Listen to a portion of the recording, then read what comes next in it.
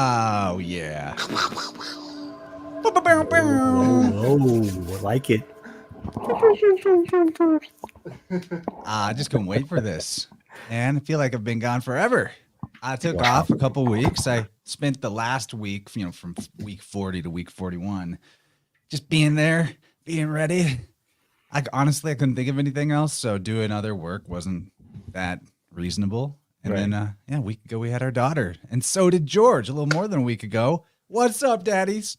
Hey, big daddies here. Yeah, papas. Big papas. I'm not even that haggard. Not bad. No, you're looking pretty good, man. You guys are both looking pretty. I'm looking a little heavier.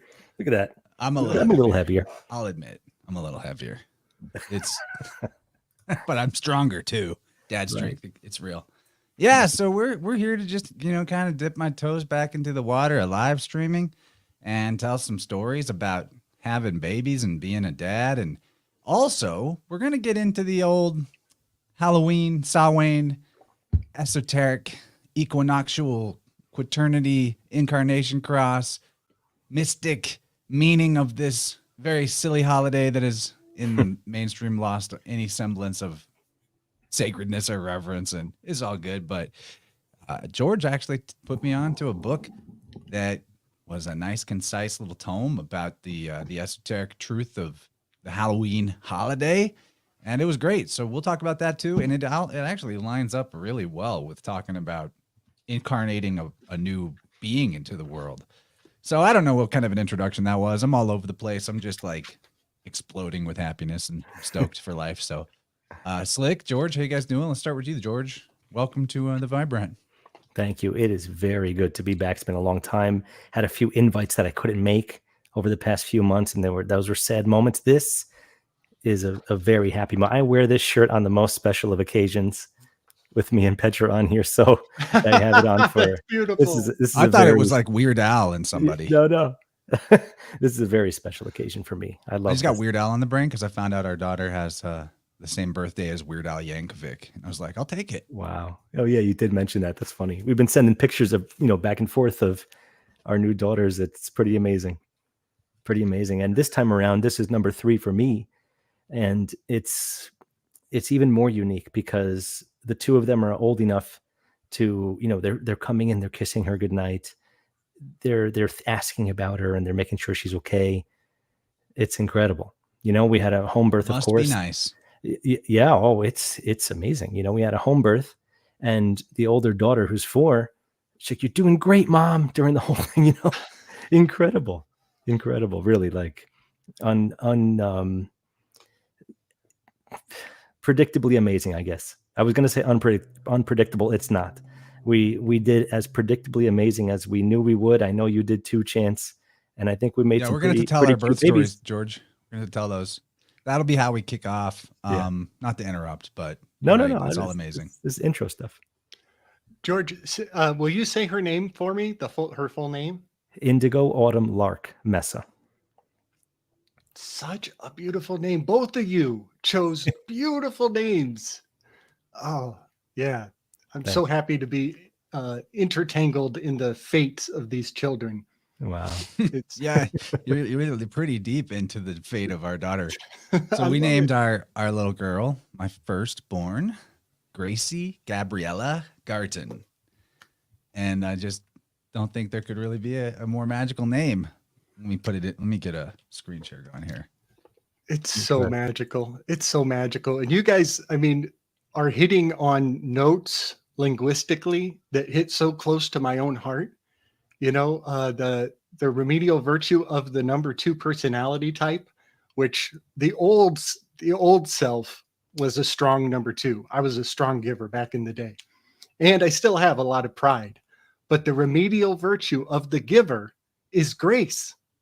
The grace is the remedial virtue of the number 2 personality type. Wow. And my name, Gabriel, is basically a play on the word, the giver. I am a real giver, and grace has been a life lesson for me personally. And you guys are naming your daughter my own life lessons. It's so beautiful. I just love this. Wow. Yeah. So we picked the name. To me, I figured, I don't know. I just wanted it to be Gracie. And then I started working around that with, the numbers too. Yeah. And I found Gracie is 26. So that gives you the same numerical equivalent as the Yod He Vav He. So there's some divinity. Gracie instead of just grace. Love that. And also it sounds like grazie. It's like you say grace when you're giving thanks before a meal. Why not just make it grazie too? That's what's up. Gracie, Gabriella.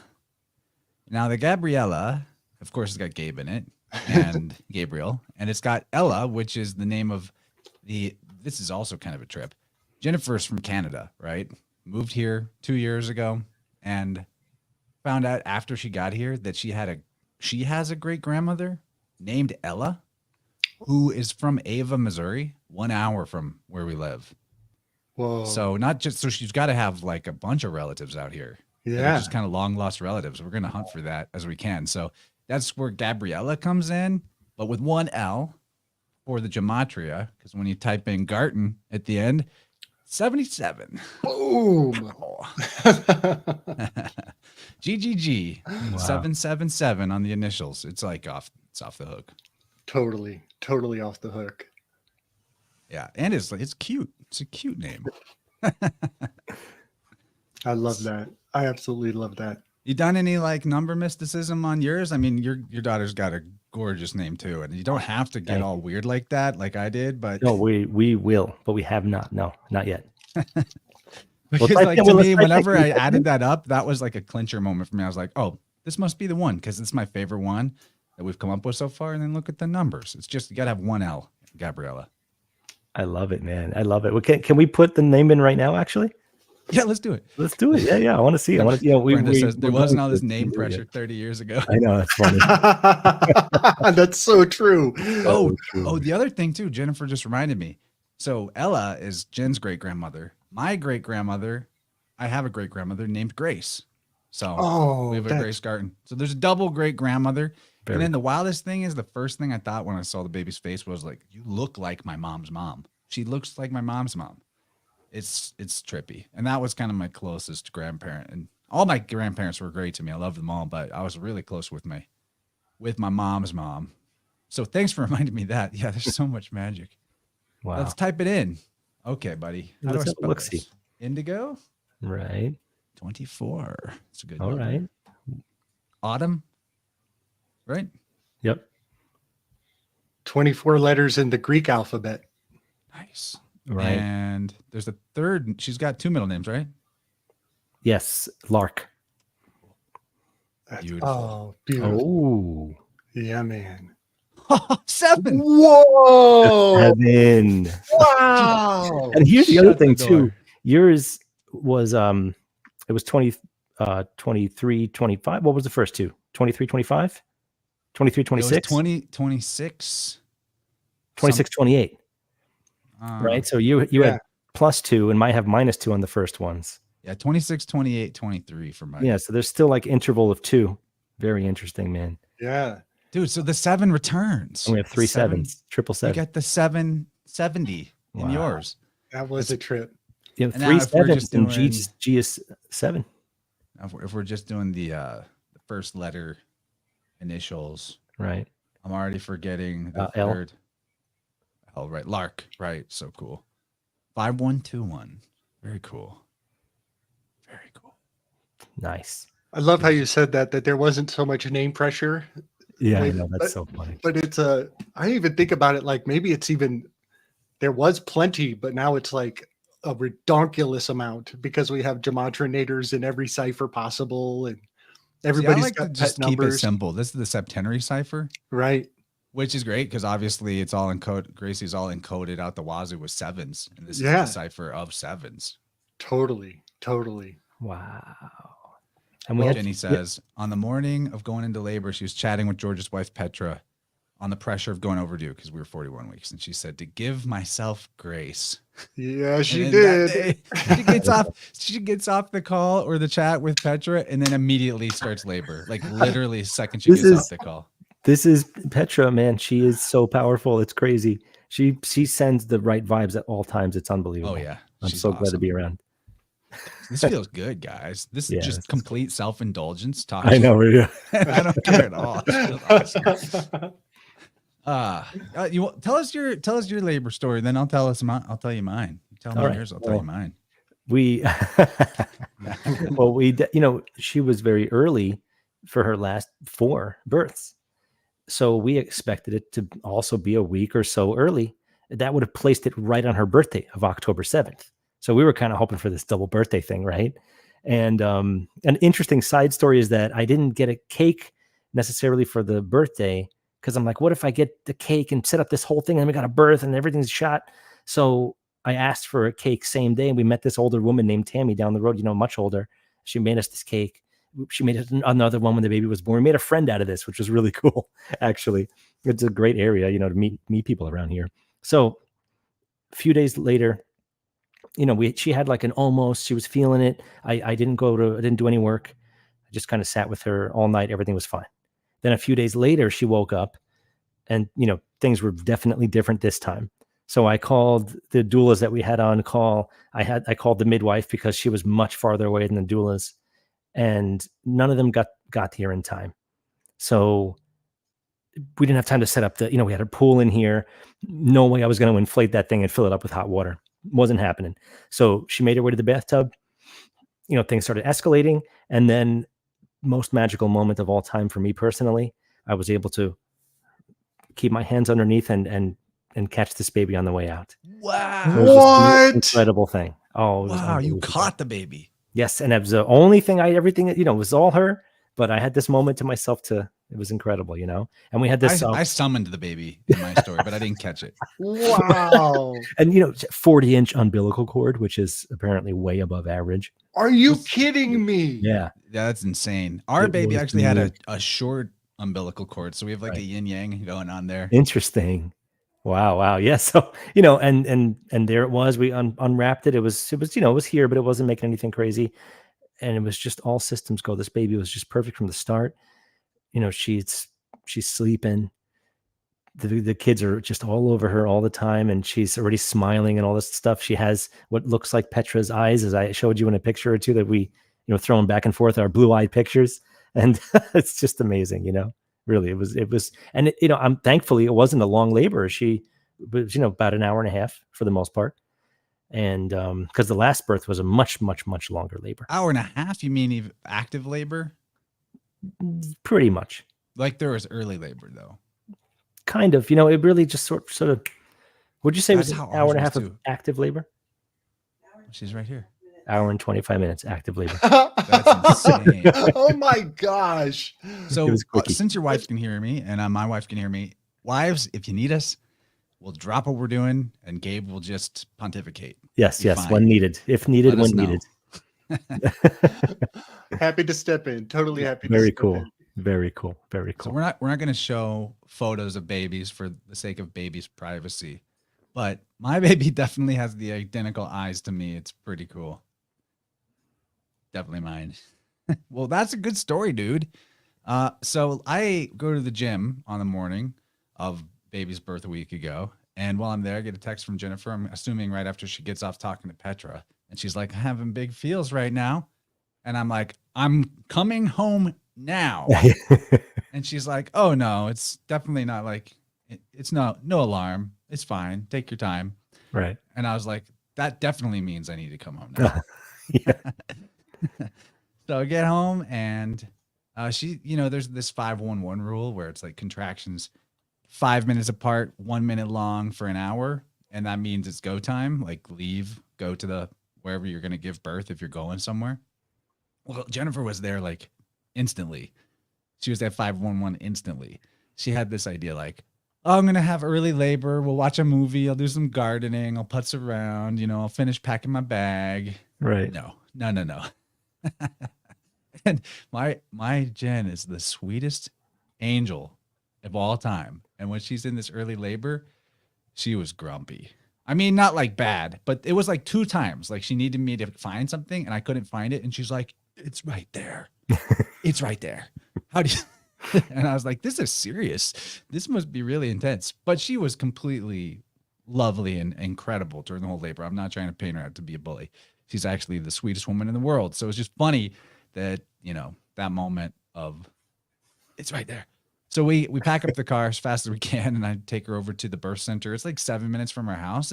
It is a house. So we did a home birth, but it's in this home where midwives and doulas do, like, you know, prenatal checkups and have a couple of rooms where mamas can come to give birth, which for us was a necessity because we have crazy dogs.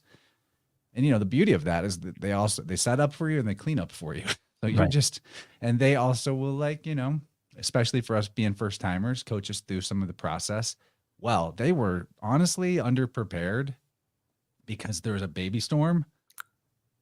Like there was like there's like 3 women, 4 were due, and like 3 women, two, including my wife, were going into labor at the same time. It was also like everyone's day off at the same time. Very funny. So we actually didn't even have a midwife there. We just had we had a couple of the like nurse midwives in training ladies, 2 of them, and they were wonderful. And they were completely fine and experienced to guide through the process, but they were kind of maybe not ready for how fast it was going to progress for Jennifer. And I attribute it to the fact that she has just 0 resistance in her body. She's like, yes to everything. She says yes to every feeling, lets it happen, doesn't stop it at all. It was beautiful to watch. You know, we put her in a shower and let her have big contractions. I'm rubbing her back, and they're like, we don't need to get the pool ready yet. We don't. And I'm like, yeah, you do. Yeah, you do. This is happening. This is happening now. She's pushing. Like, she's not trying to push. Her body's making her push. We need the pool. So they set that up. All in all, we were at the birth center from time of arrival to baby coming, less than 3 hours, like 2.5 hours. Get her in the pool. She's probably in the pool for about an hour and 15. And she's doing her pushing. She's, you know, I remember the moment of truth was like, they said, oh, we can kind of see the sack. We can see the sack coming through a little bit because the water hadn't broke. And at that point, Jennifer kind of comes out of her trip for a second and looks at me, and she's like, I know what I have to do, but I'm scared to do it. And I'm like, you got this. I went and grabbed my giant tuning fork, the Big Daddy one, and I hit it. And it was the only time I hit it during the whole day or labor. Hit the big fork and walked around the pool in a circle. Next contraction, baby flew out. Yeah, buddy. That is so cool. It was pretty. I was like, I've summoned my child. Yeah, she came. She popped out wide awake. Best part is that it was 3:14. It was pie o'clock. Oh, she's a pious child. Extra special for us because we got married on March 14th for exactly that reason. Because, you know, we're math nerds. We're members of the congregation at the Gnostic Academy of Lord Jesus Christ. It's all about the transcendental numbers. So Pious Child, it was beautiful. And actually, she slept through the night every night. And even better and better each night. So when I say through the night each night, I mean, like, you know, the first night, 6 hours, second night, 4 or 5 hours. Then after that, it's been 6 hours, 6 hours. Last night, 8 hours. I got like a full night's sleep. It's crazy. And then the best part of the day is in the morning. She'll be, after sleeping that long, she wakes up for like 3 hours. And we walk around and we talk. And she looks at me and she can move her head and pick up her head. And she's super strong and she's feisty. She's great. So I'm the proudest papa possible. Yeah. And I don't know if I'm forgetting anything else, but oh yeah, actually. One last detail that I thought was so cool because, you know, it's very auspicious to be born in the bag of waters. And I'm going to call that she was, but just that we didn't have to break the bag for her, but the bag was intact the entire time and broke as she exited. And it wasn't like she was pushing and partly out. It was like she came out in one shot and the bag broke then. So I call that born in the bag. That's good enough. Auspicious birth. Totally. And, we're looking at this placenta. I showed Gabe the placenta.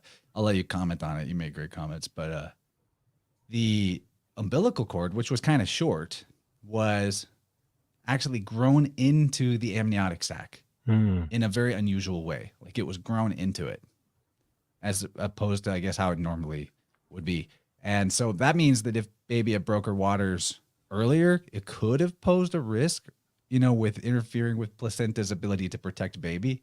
So To me, that's God stuff. Yeah, Like, right. It's God stuff. The baby came exactly the way she needed to come. It was so cool. So cool. It was a super healthy placenta. I could tell right away. And yeah, I think my comment was like, I could tell you guys were not vegetarian. Nice and deep and red, you know. I remember my daughter's placenta was very healthy, but it even had like hues of purple in that tone where purple and gray are one and the same. And ever since I saw that, and I was like, is that gray or is that purple? I had never corresponded gray and purple to one another, but it makes perfect sense because white and black makes gray and red and blue makes purple. You know, they really are powerfully correspondent. And so, yeah, you guys had a deep, deep, healthy placenta. That was beautiful. What I liked too about it is, there's the tree of life in the placenta through all the big veins and stuff, but ours looked like roots. It looked like roots more than a tree. It was like a really unique placenta. They're all unique, right? It's like a fingerprint, but I'm very stoked on our placenta.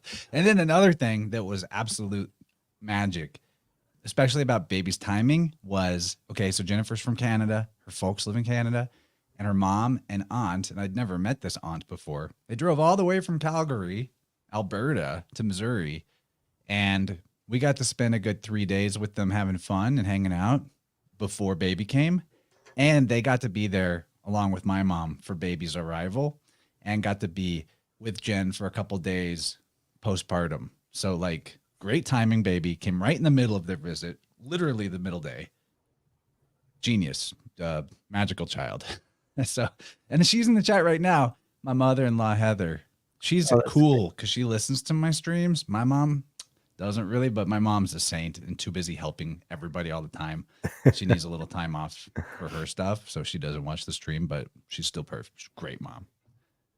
Really great. Like, I don't even know how I'd do this without my parents. I'm, to be honest, they're like very financially supportive, very physical help supportive. I think one or the other, my mom or dad, has come by every day to help me do something since baby's come. So it's all about that community, right? Yeah, but lucky to have the parents I have. That's how it's meant to be. Or blessed is the word. It's nice that elements from the motherland came to you and were there right on time. You know, I was in Colorado when I was having my baby, and my family came to visit, trying to coordinate with the arrival of the baby. And she stalled out on everybody. And so I had family in town for like the 2 weeks before the baby. And sure enough, as soon as they all hit the airplane and go home, that's when the baby starts knocking on the door. Yeah. Yeah. It's, but that was cool because it's like someone trying to poop with a crowd watching them. Yeah, kind of. You're totally right. That's perfectly said. But the nifty thing was, because she dodged them, it gave me an excuse to hook them in for another trip out. So they just came out a couple of months later. Yeah. That's good. Yeah, I'm pretty lucky too. I mean, I've always been lucky, and everyone that knows me for all these years I've been around knows I say it all the time. I know I'm lucky. I take advantage of it. I pass the savings on to everyone I possibly can. And that's my philosophy. Yeah, just pass the savings on to you, And my mom just moved out here to Kentucky, a month before this happened. This was the intention, to be here to help. And, there's other doulas coming every few days to help her too, which is really great. They're bringing some food. They're, fresh baked breads and all this other stuff. Great dishes that are very nourishing, very like soft, easy to eat. She's got Petra put together a really great, recipe book for things that should be had postpartum. She got these great, what they look great. I don't know, these laxative. I'm not laxative. Milk produced laxative. Milk produced lactation cookies, brownies, great stuff. Laxative. Oh yeah, my sister made us a whole batch of lactation cookies. I didn't get any, but they look good. Well, they're good though. Hey man, they're good. But she must be nice. She moved here. And then she was waiting for her place that she got right down the road to get filled in with bed, living room, all this stuff. So she was sleeping here every night until then. And she got the bed. She was out the night before. It just happened, of course, divine timing as usual. And this is just the way it's just, everything just works the way it's supposed to if everything's aligned properly. It's about alignment. It's about being in connection of, both sides of everything, just like the Halloween book says, which I'm sure we'll get into. There's a lot of I can't wait to get parallels into with that. this and that book, and even with the current political situation too, which I don't want to get into, but they're Let's get all into all of it. relative. They're all relative. Yeah. No, we could.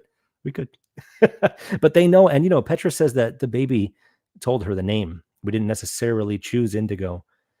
We weren't even talking about it. It's just there it is. And my previous son was born in Call as well. He came out with just a bubble. It was incredible. Wow. All the luggage intact, in other words, at the port of entry. Yeah, man, that is so cool.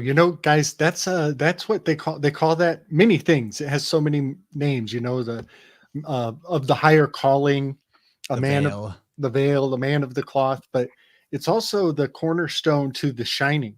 In the book, it's not. They briefly cruise over it in the movie, but in the book, Danny is born in Call, and that's why he has his abilities. And then the curator of the museum or of the hotel also has the shine.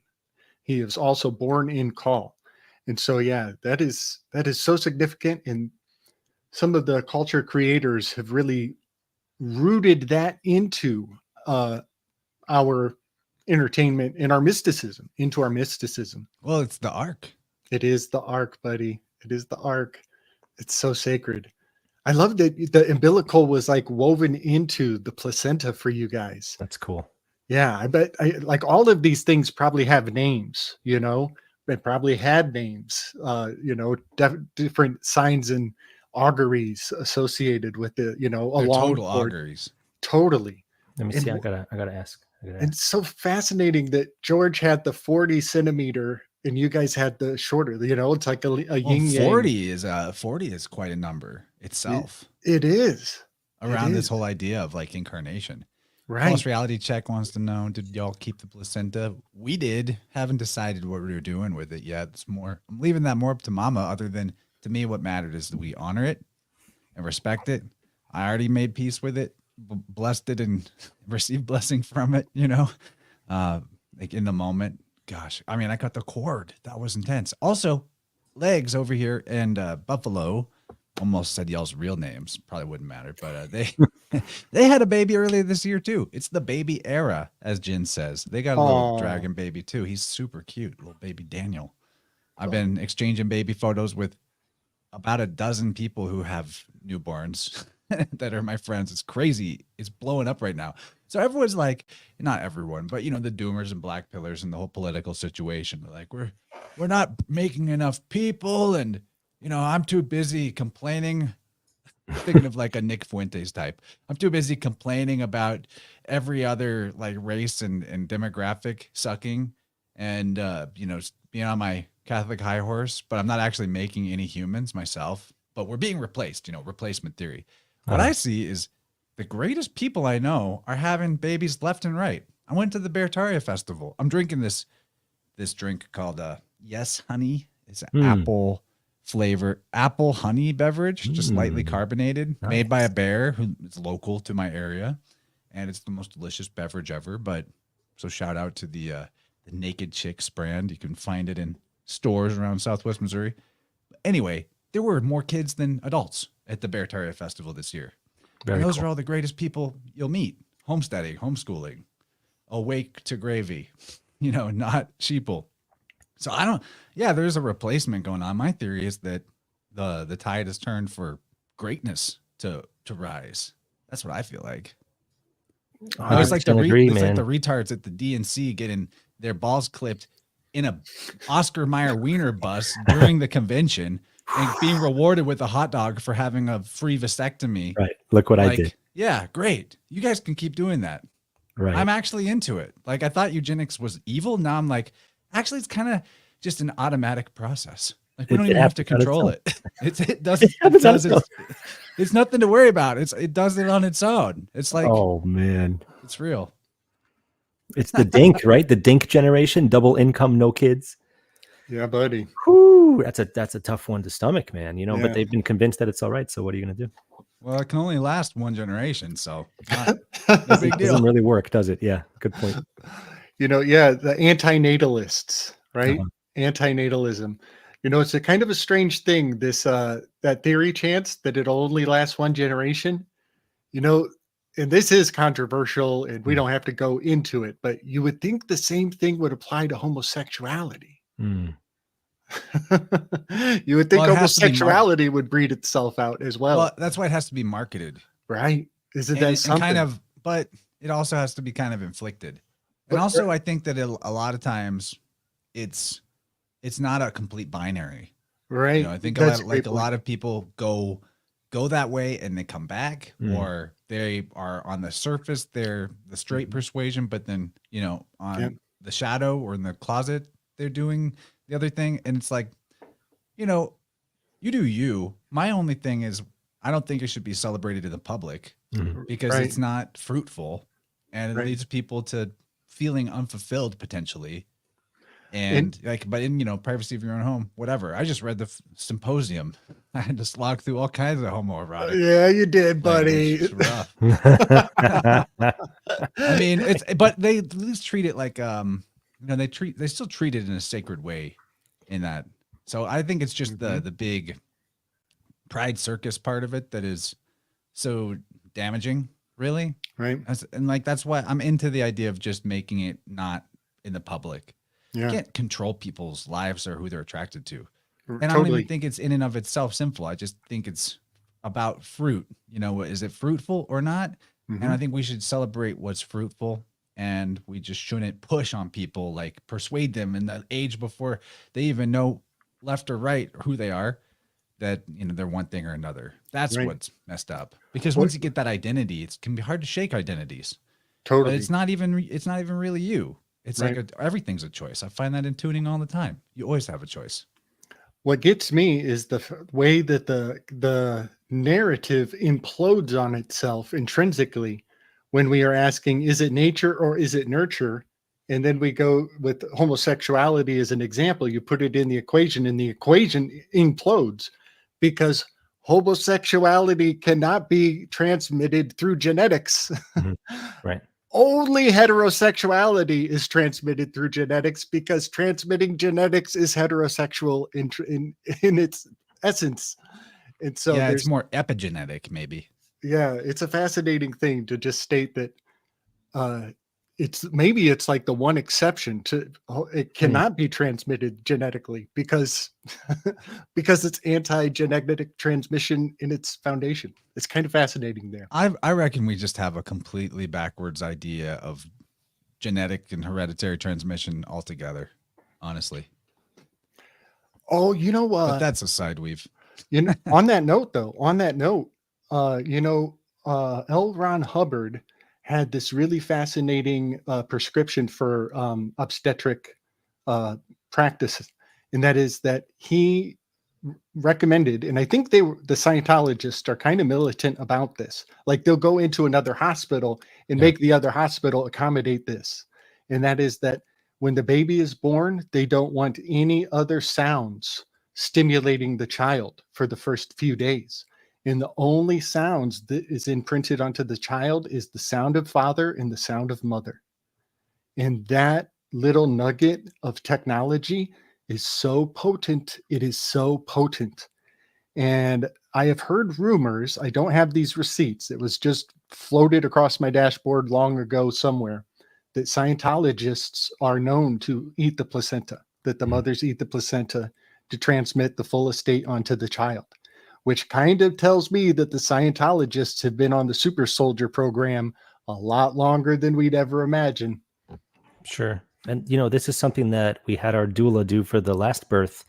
They, first thing actually was that spread the placenta out, made a tree of life print on a big piece of paper, which was like the best thing ever. And then placentart. And some of it went to make a salve. Some of it went to be pulverized to make pills for this exact reason. So yeah, this is high level technology, That is what is up. What can you tell me anything about the salve? This is a huge, ladies and gentlemen, this is huge. Can you tell me about the salve? What exactly did you use the salve for? Did you just kind of put it on Dexton a lot? But what was the primary use of the salve? Anything. I put it on my skin as a moisturizer for She used it for moisturizer, just about anything.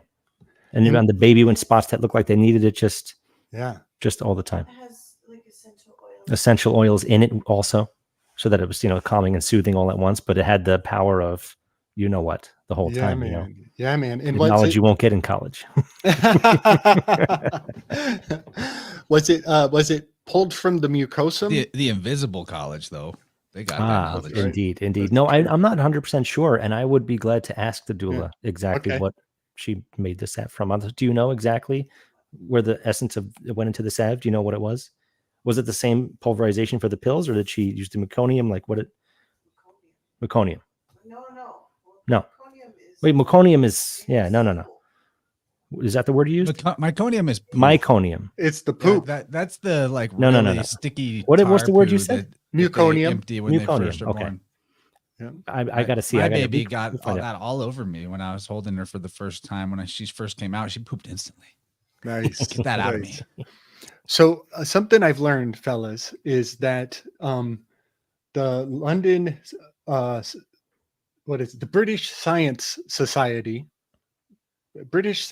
Society, I think that's what they called themselves, that back in the 1660s-ish, right around the time of the London fires and the pandemonium and Milton's Paradise Lost and the birth certification and sending the prize law and the lawyers, all that, right in that time, there was a fella, his name might come to me as I'm talking. He discovered what is called the weapons salve. And the weapons salve is a collection of very rare elements and substances that you can use in the field during battle to heal an open wound automatically. And the description of it leads me to believe that there is placenta in the weapons salve. They don't put it in the list of ingredients, but I happen to know that the other cultures way before them have been doing this forever, and it's just called the patois or the fetish bag.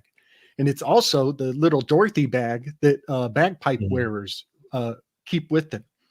And so this fetish bag, this fetish pouch, this one fella, he discovers the weapon salve and he starts writing about it and getting published. And he is the first person, fellas, who started to circulate the word fact. This is the proliferation of the word fact was circulated into the world by the man who invented the weapon salve.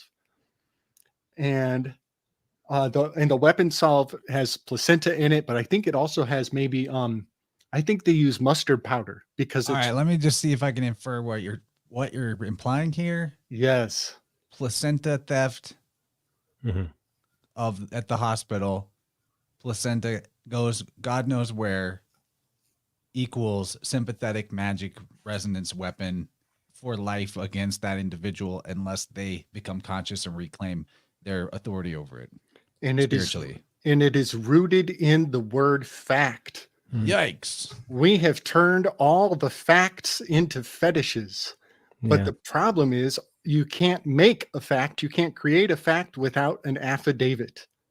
Right. The affidavit is the only access, or by attaining a license and whatever, going to college and getting laurels and honors put on you. And now you start to become, essentially, it's all industrialized. And so, the fact, in the first person to proliferate the word fact, even before Newton started picking up and using the word fact, was right there in that time when the London fires were about to kick off. And they sent the lawyers, the pirates, out to collect facts. And what is a judge? A judge is a finder of facts. And that is all rooted to that, to identifying with your birth date. And I would dare say that you trade the placenta for a birth certificate. That's what's up. Yeah. No, that's very interesting, man. That's very interesting. And interestingly, that time period, that's so long ago, because I had a friend, I forgot what I was going to say actually, but I did want to say this too. I had a friend who unfortunately passed away, and he went to war. Is this a gnarly story? No, he went to war, and he said that one of the technologies he witnessed was an instant open wound healer. It almost looked like webbing, he said. He said it looked like Venom's suit coming on. And That's he a would just, trip. That's a trip. just open. And he said he saw a hole like basically this big, just get boom, like filled It's like immediately. that was like in the Halo novels. Yeah. Back in the days, they had like, they try to explain what's the med pack you pick up in the video game.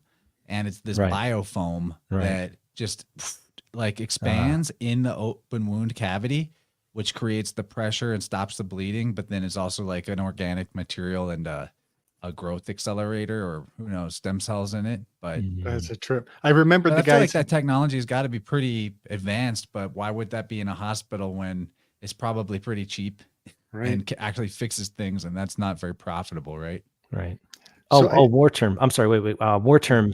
Preemptive strike. I kind of think of affidavit can be a preemptive strike. That's Thinking of what's war up. terms. Just Good wanted call. to throw that in. Yeah, good call. That's exactly what it is. Anticipating the battle. Right. When Jen was pregnant and it's very sensitive, she's always been a sensitive person, but particularly sensitive while pregnant. There was this rule. We had a house rule where if I was going to tell a story that was like gnarly or scary or dark, I had to do my eyes like this while I said the bad shit. It's good. It's good to use that. And That's then good. it was like it diffused everything. Right. That's Just good. squint and raise your eyebrows really high, so good. and it's fine. Just sent me pictures of our baby. That is So there's another thing about being a dad that I didn't know was going to happen, because I've had to leave the house, go run out to do errands or, do some work, this or that. And that's happening right now. But when I'm apart from baby, I actually have the visceral feeling of baby on my chest, like rooting and wiggling and pushing her little hands on me and making coos. And I can see her in my mind's eye. It's so crazy. Like I literally cannot even conceive of a sense of separation from baby, even though we're not in the same room right now. Like I can feel, touch, hear, all of it. It's nuts. It's like permanent. It's a permanent tether. And Jen's like, yeah, it's called being in love. And I was like, oh, yeah, you're right. It's awesome. Sort of a separation anxiety at a very different level. Not anxiety though. It's just like, I don't even, it feels good. Yeah. It's great. I just feel connected all the time, Right. But the cool thing is that it serves like a compass. Somebody could put you in a blindfold and spin you around, and you could be like, "My baby is right there." Man, I can do that with people I just like Yeah, a yeah, yeah. regular amount. I used to do that at music festivals, 16,000 people. Where's Kabir? And I would just like turn in a circle and point a selenite crystal while I was turning. And I would have like, it would feel like there was I was on a pivot and someone was pulling me by a string, and I point in a direction, walk that way, and I'd run into them. Nice. It's a thing. The heart compass. It's real. Nice. I want to shout out Tippecanoe Herbs, all right? Because while we've been in the process of pregnancy and in postpartum, there are some extremely helpful things over there that they sent us in a care package, starting with the baby bump tea. This was a godsend. I mean, we just bought lots of it, but they gave us a lot too. And we went through this like crazy during pregnancy. Nettle, oat straw, raspberry leaf, alfalfa, rose hips. Highly nutritive, very helpful for all of the lady parts to do what it's got to do. So this is like the ultimate pregnancy tea. It's good for women in general. It's not just about being pregnant. Postpartum, it's great. Super awesome. I even drank some of it. Like when I had a bit of like a cold type flu thing for a couple days, and drinking this really helped my lymph nodes clear up. So this is just awesome tea. This massage oil, bun in the oven, belly oil right here. Same deal. Helps the lymph flow. Helps the skin expand without stretch marks or discomfort. Really helpful. Nourishing herbs in this one. Calendula, plantain, rose, chamomile, vitamin E, rosemary, raspberry leaf. So it's kind of like nearly the same thing as the tea, but in massage oil form. Totally epic. And we've been using this on the baby bum. Baby butt softy salve. This stuff is awesome. Gentle salve to keep that baby butt smooth and keep the poo from sticking to it. We haven't used this yet because baby hasn't needed a bath, but this is a baby bath tea. And according to Kyle, this helps keep that new baby smell.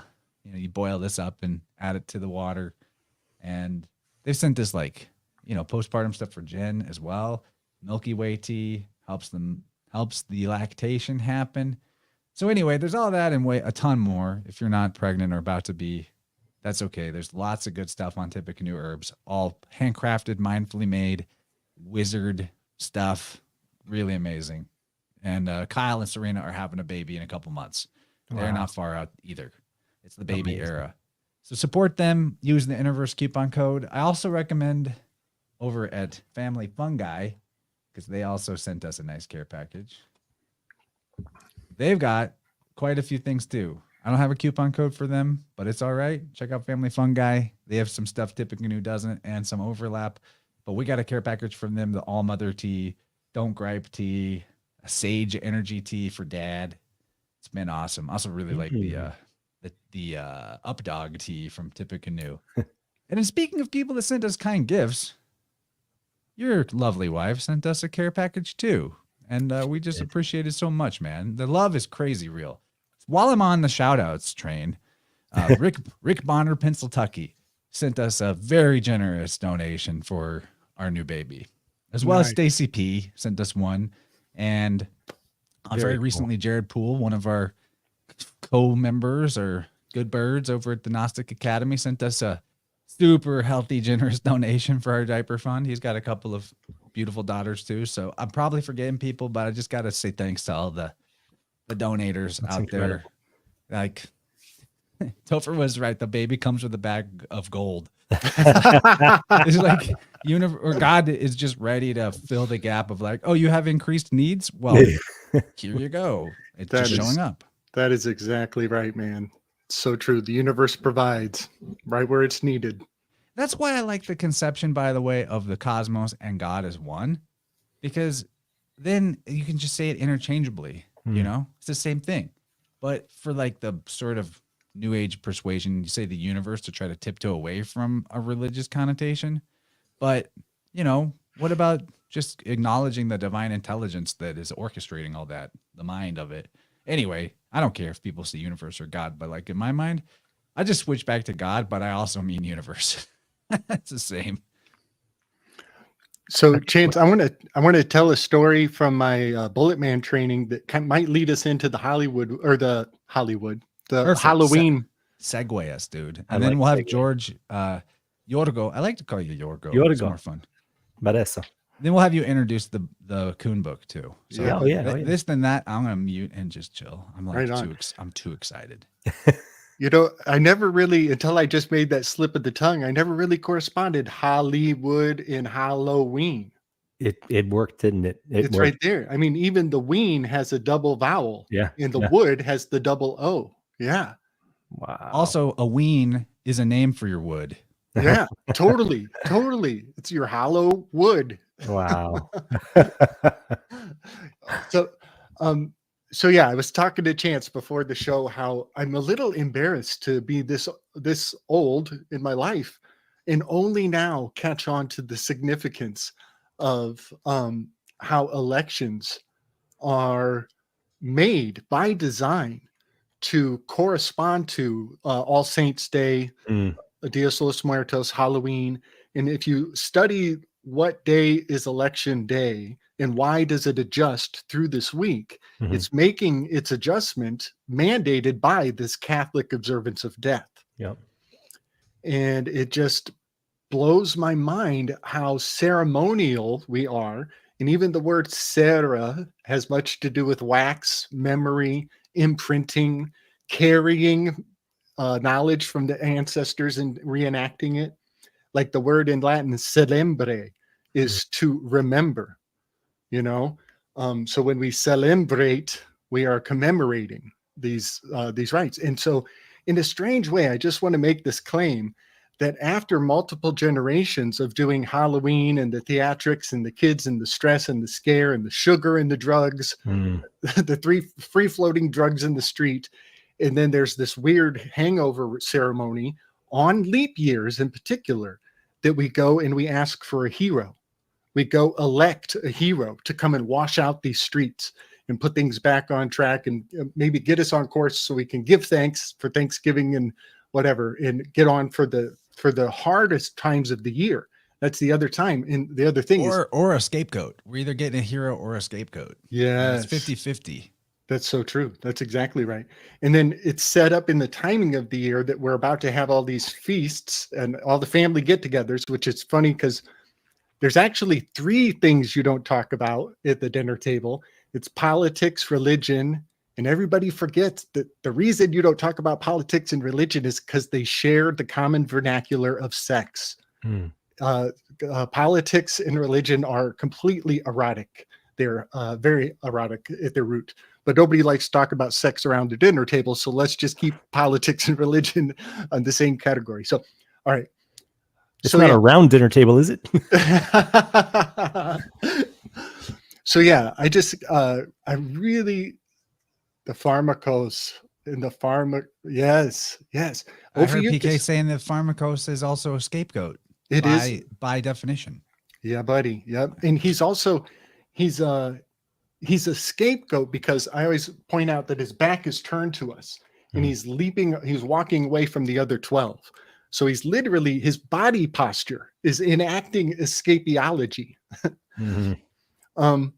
So yeah, I just wanted to kind of share that because right now I kind of see the immigration crisis or whatever that whole thing is just a repackaging of Black Lives Matter from the last cycle, and we can just see that it's the same costume. They just give it a different name and expect us to believe it's a different character.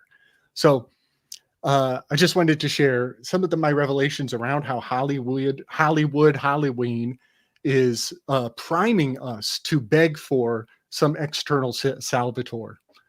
Yeah. Nice. Good to see you, my Cherie. And then I wanted to share a story with you guys about when I was in the Bullet Man training.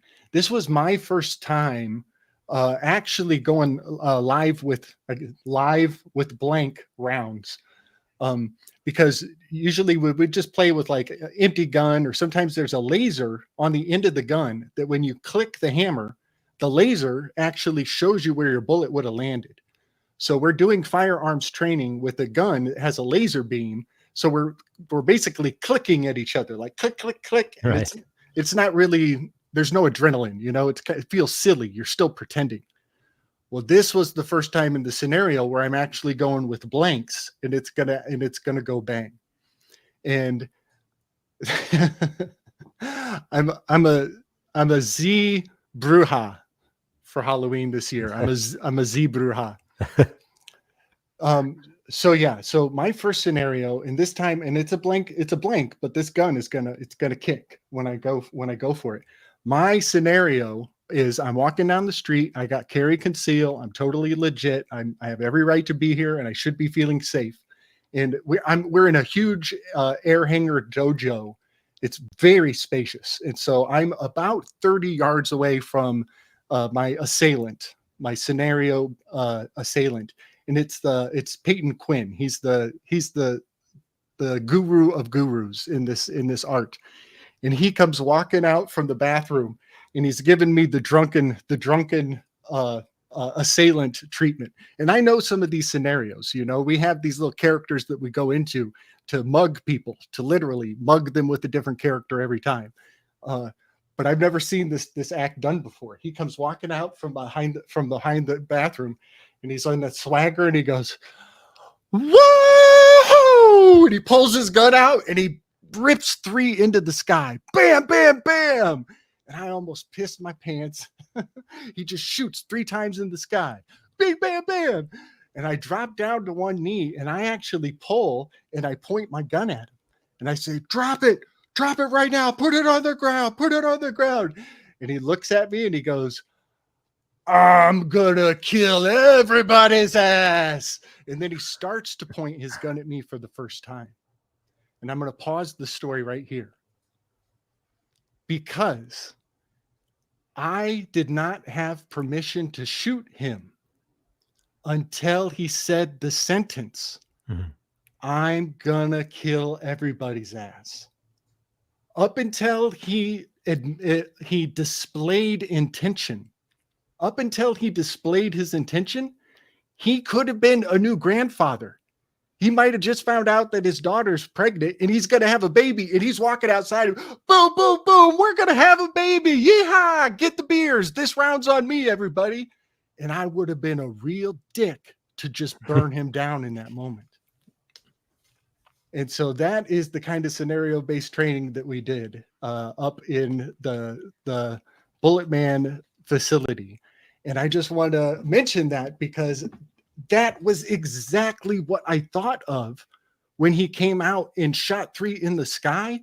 Now, keep in mind, I do not know what's in his mind. I don't know what trick he's going to launch on me in the scenario. But as soon as he shot 3 in the sky and I draw on him, I thought in my head, this guy could be happy. This guy might be happy.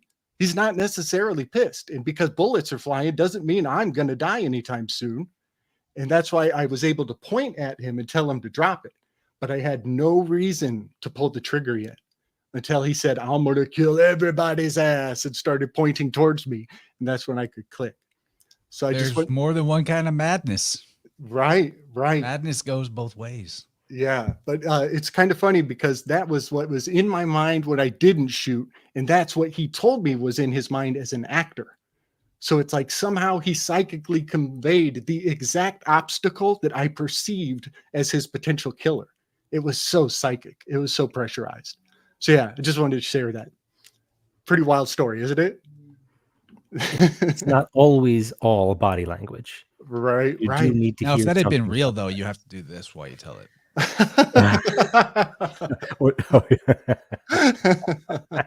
That's funny. But and in a certain way, kind of, sorta, he was donning a mask of sorts. Right. This was an act. This was a costume party, even though it might not have been. I don't know what you guys were wearing, but he was embodying a character, I assume. So Yeah. there's another factor there where when you're acting, your emotions, and I've been in several acting scenarios, and when you do that, your emotions can easily take you away from what you're supposed to be doing because you react as yourself as opposed to the character you're playing. So there's times when you have to think twice. You got to think, am I doing what I'm supposed to do as an actor, or am I doing what I should be doing as myself? It's tough. It's tough. You got to overthink yourself sometimes. That's where take 2 comes in, I guess. Unless there's guns involved. Real guns. So Chance, I sent you just a few little visuals that'll kind of lead us in through some Halloween info weaves, if you will. And you can pull them up in any order. Most recently on the Crow 777 show, they were talking about the doctrine of necessity and going in deep on the doctrine of necessity. And so I took it, on my own. Was it a law episode? It was a law episode with KL. Mhm. Have you caught up with Clint lately? Yeah, kind of. Do you see what he had to say about some of the Crow law guys? Yes. Oh man, that was brutality. Oh, I didn't see that. I'd like. Yeah. Dose of reality. But Yeah. I'll let you continue. I know you got a great weave here. Totally. Yeah. So the doctrine of necessity is a super potent rabbit hole. To each their own. I invite you to look into this because it tethers into a great many things, including what is it called? The habeas corpus. Yeah, it's a pretty powerful dynamic of law. And it dawns on me that it is an acronym for DON. The doctrine of necessity spells Don. And we know that this motherfucker is the poobah of bank corruption and bank corrupcy. He helps us walk through bank corrupcy. FEMA is named after the goddess who increases and multiplies information. FEMA increases and multiplies information. And now I want to take this fact that FEMA means multiplication or even embellishing on information. I want to take the multiplication of FEMA times the doctrine of necessity. And then I don't have it on here, but the actual vernacular around Occam's razor, the actual word for Occam's razor is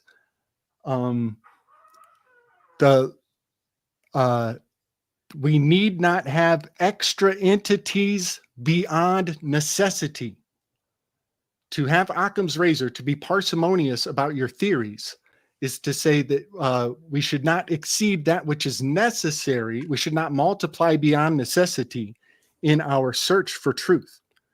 However, when you multiply the doctrine of necessity times FEMA, you get a deluge of theories. You get a deluge of people looking for their own answers. It's crazy because of all of the, the equivalency of this goddess with rumor. Yes. And gossip and all of the truth or gossip about FEMA this, FEMA that. They're going to put you in the camps, blah, blah, blah, blah. Yeah, buddy. Yeah, it is really fascinating. So the actual, like when you look up Occam's razor, it's been English, turned English, but look at its actual Latin, the way it's phrased in Latin specifically and exactly, because you will find elements of FEMA multiplying rumors and the doctrine of necessity living right there in the maxim of Occam's razor. And so what I'm saying here, I think what I'm getting at is that you take Donald Trump, the doctrine of necessity, and you multiply it by disasters, and you're going to get the opposite of Occam's razor. We have inverted Occam's razor through through social engineering, such that now all of this conspiracy culture is born out of the inversion of Occam's razor. So I just wanted to kind of share some of these thought forms. And then, Dude, that is so profound what you just said. I know. I just have to put it in words and hope it unpacks in other people's brains. I'll try to translate to. Thank you. I'll try to Occam's razor your weave right here a little bit. Please do. Okay, so what Gabe is trying to get at is that there is something going on in a either intentional social engineering sense, or that this is part of the. And I think this can apply really well when we talk about what Halloween represents and why we dress up like demons and monsters. Mm-hmm. Yep. All right. There's some, because I think that it's beyond just actually like the intent of human beings in a top-down control system. It's part of more of an archonic thing to the universe that I don't mean that the way most people think, but to parse it down in simplified terms, that the truth movement is itself a spiraling out of control of complexity of conjecture, rumor, and gossip that is made it in itself the antithesis of its own intent or mandate. That is perfectly exemplified in the entire Q culture, which is why I think it's great that you're using the Dawn as the example here. Right. And so also the truth movement is a big ball of conjecture and rumor with very few kernels of truth in it, ironically. The opposite of Occam's razor, because the real truth is like super simple. I'll tell you the truth right now in just a few sentences. Nobody's in charge. Everything's going to be fine. That's it. That's what's up, buddy. There's the truth. No, it's true. It would seem that if you, and it's hard for all of us, everyone here, crowd, people that aren't here right now, it's hard for all of us to not ingest a bunch more of what is going on right now between us, for example. And it seems that in the past, let's just say 3 years, a little bit after COVID kind of slowed down, it seems that there's just more theories than ever. And I personally take a stance against theories on my show. Not that theories are bad. Theories are important and they're very good. But, when theories are pushed as fact, never used to use that word. High octane speculation is my jam, but pushed as fact. Yeah, to push it as fact is the issue. And this is what science has accomplished, and also maybe MTV and Nickelodeon too. We'll give them a little credit. But I think and when you push these rumors as fact, bro, they become the weapon, weapon powder, or whatever the fuck Gabe was talking about. You're giving people the sympathetic resonance of the thing as if it was real, and it damages them as if it was real. Yeah, the theory is an affidavit. The frequencies, that hurted me. The theory is the affidavit, and then the fact becomes the weapon, and it's not even a fact, and it's everyone just yelling at each other all of a sudden. Right. And there's a virus. It's going to kill everybody. Now I'm super sick. Right. The Kind of like in Ghostbusters when she tells them to choose their own demise. They're like, okay, just don't think of anything. Whatever you do, yeah. The guy's like, oh, I couldn't help myself. So yes, thank you, Chance, for kind of ciphering that. I'm seeing that what has happened is they're reversing Occam's razor in a negative ritualistic sense to give birth to, I think of inverting Occam's razor through necessity and rumor and FEMA is basically the end of the Ghostbusters, the original Ghostbusters, when the containment unit busts open and there's ghosts flying and everybody's got their own theories and we're all trying to explain. But I want to say something. When the people who have control, who have regulatory capture on what is accepted as a fact and what is not, when they perpetually show abusive incompetence, then the responsibility of seeking a truth and making a theory and trying to make sense of the nonsense falls on the humans. And I just want to remind everybody that when we say they, people presume we're talking about other humans when we say they, but that, those corporations, they operate in a whole nother paradigm. So they're not even human because they don't even consider karma. When we say they, a lot of people presume that we're assuming that the they cares about karma at all. And that's really what they are. They are, the word they is a throwaway for karma, that this is the karma doesn't touch the ground with the they at large. So I wanted to share that. And then there was one more weave. That's like almost every time I'm interviewed on a podcast. Yes. Yeah. They, this, them, that, hurting me. Right. And I have to just sort of like in my diplomatic way be like, nope, it's all you. You're good. Right. It's all fine. It's all good. Yes. And that's the corporate personhood, corporations. No matter what the they or them, guess what? You have never had anything diminish your power to have a good life. That's always been on you. So right. I don't care about they and them. And there's no receipt. That's the other aspect of they and them. There's no receipt. This is influence. They're operating in equity. And when humanity made a list of, I think it was 6 psychopathic traits, we realized, oh my God, all the corporations, they check all 6 of these check boxes. And then the corporations got back to the people taking the poll, and they were like, you forgot about our 7th psychopathic feature. And they added another feature to the list of psychopaths. And so when we are talking about they, we are talking about a great void, a karmic-less, mindless fugazi. And so, yeah, that's what the they is. But Chance, can you pull up was there another graphic in there in the mix?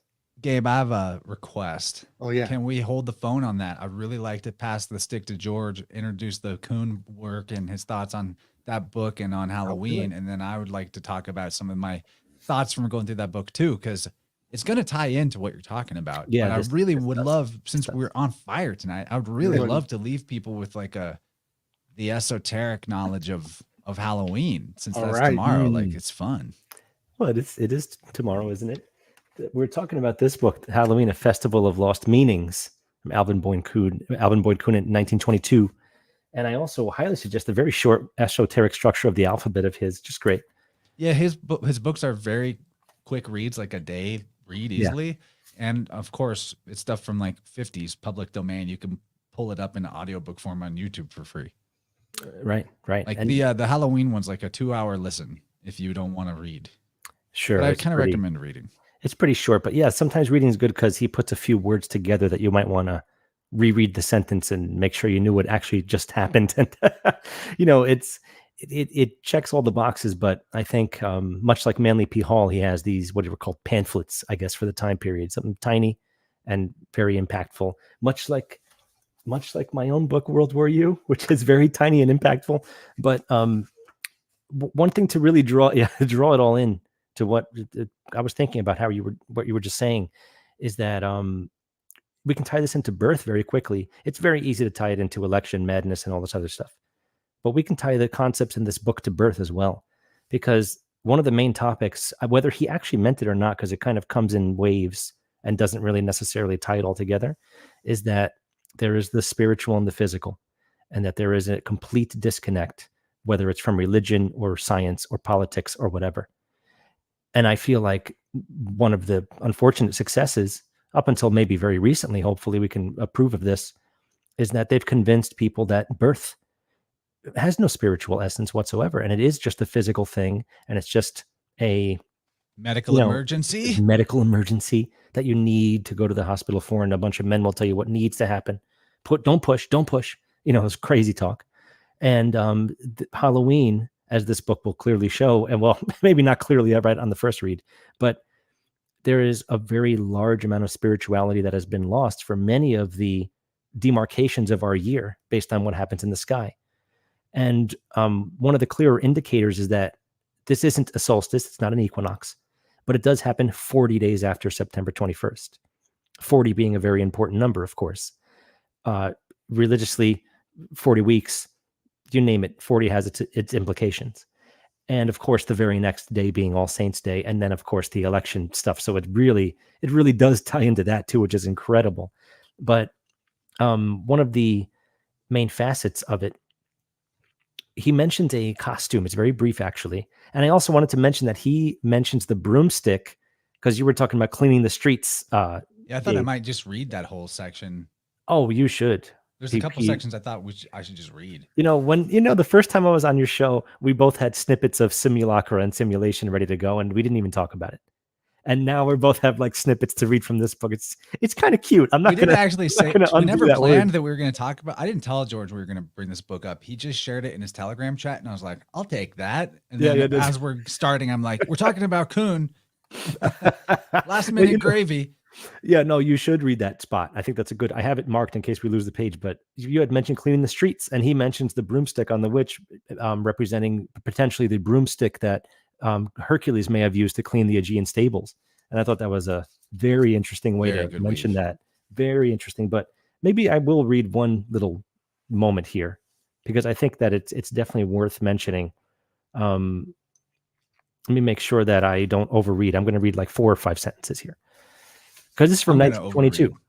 Okay. Oh, it's from 22. I thought it was 1922. I thought it was from like the 50s. All right, cool. He lived a little longer than this, but this one I'm almost positive is 22. I actually don't have the year in the beginning of this not so official copy here.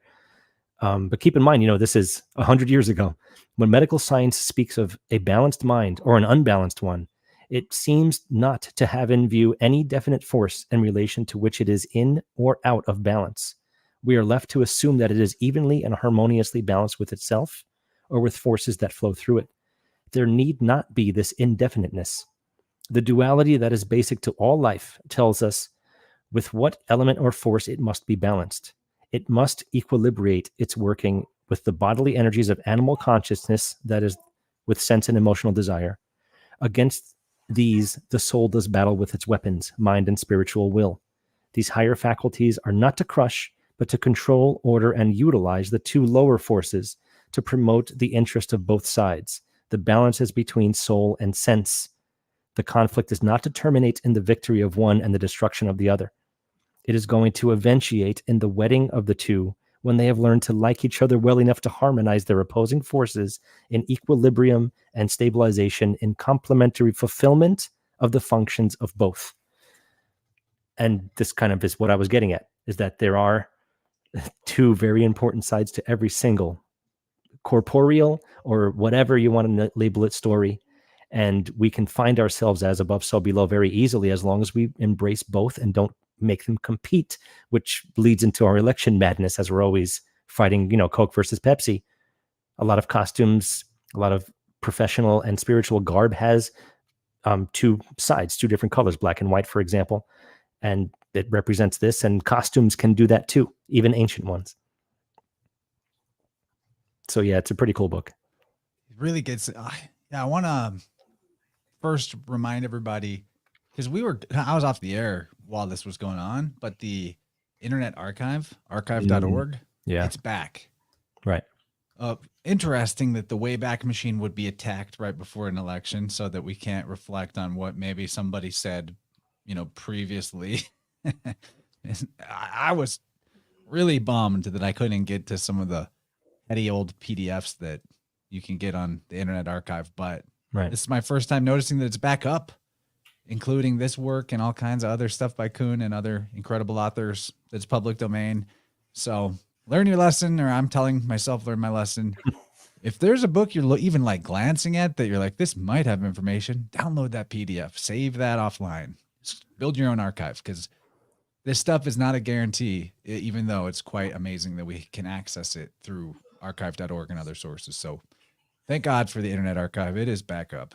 And Chance, I want to comment on that segment that George just read. It rhymes with something that came across my radar today, George. No kidding. Yeah, kind of that aspect of like mastering the animal nature. That metaphor. The metaphor is like it's played out to a large degree, but it's also at the same time it's really functional. But considering the lower part of the body bestial and the upper part is to be ethereal or good, bad is down, good is up, that oversimplification. There was a Nietzsche quote. Chance, can you pull up the one I just sent? It's got the Enneagram on it. So when I started my project, I was fascinated because I had found the name for demons as our vices. 7 vices fit perfectly onto 7 demons. And I had to plug in the other 2, the 3 and the 6, the Diablos and Belial, are the closest assessment, demonically speaking. And I was so fascinated. I was like, well, if you can, it's so obvious and easy to find these vices. Why do I got to work to find the virtues? Why aren't the virtues as easy to find? And I tell you, fellas, it has been a long fucking haul. It has been a long haul. But I found the 9 corresponding remedial virtues that correspond to the 9 infernal spirits. So this is the Enneagram with the 9 spirits. And then I want to read Friedrich Nietzsche's quote, because Friedrich Nietzsche does not give pictures. He doesn't paint graphs. He's just a wordsmith.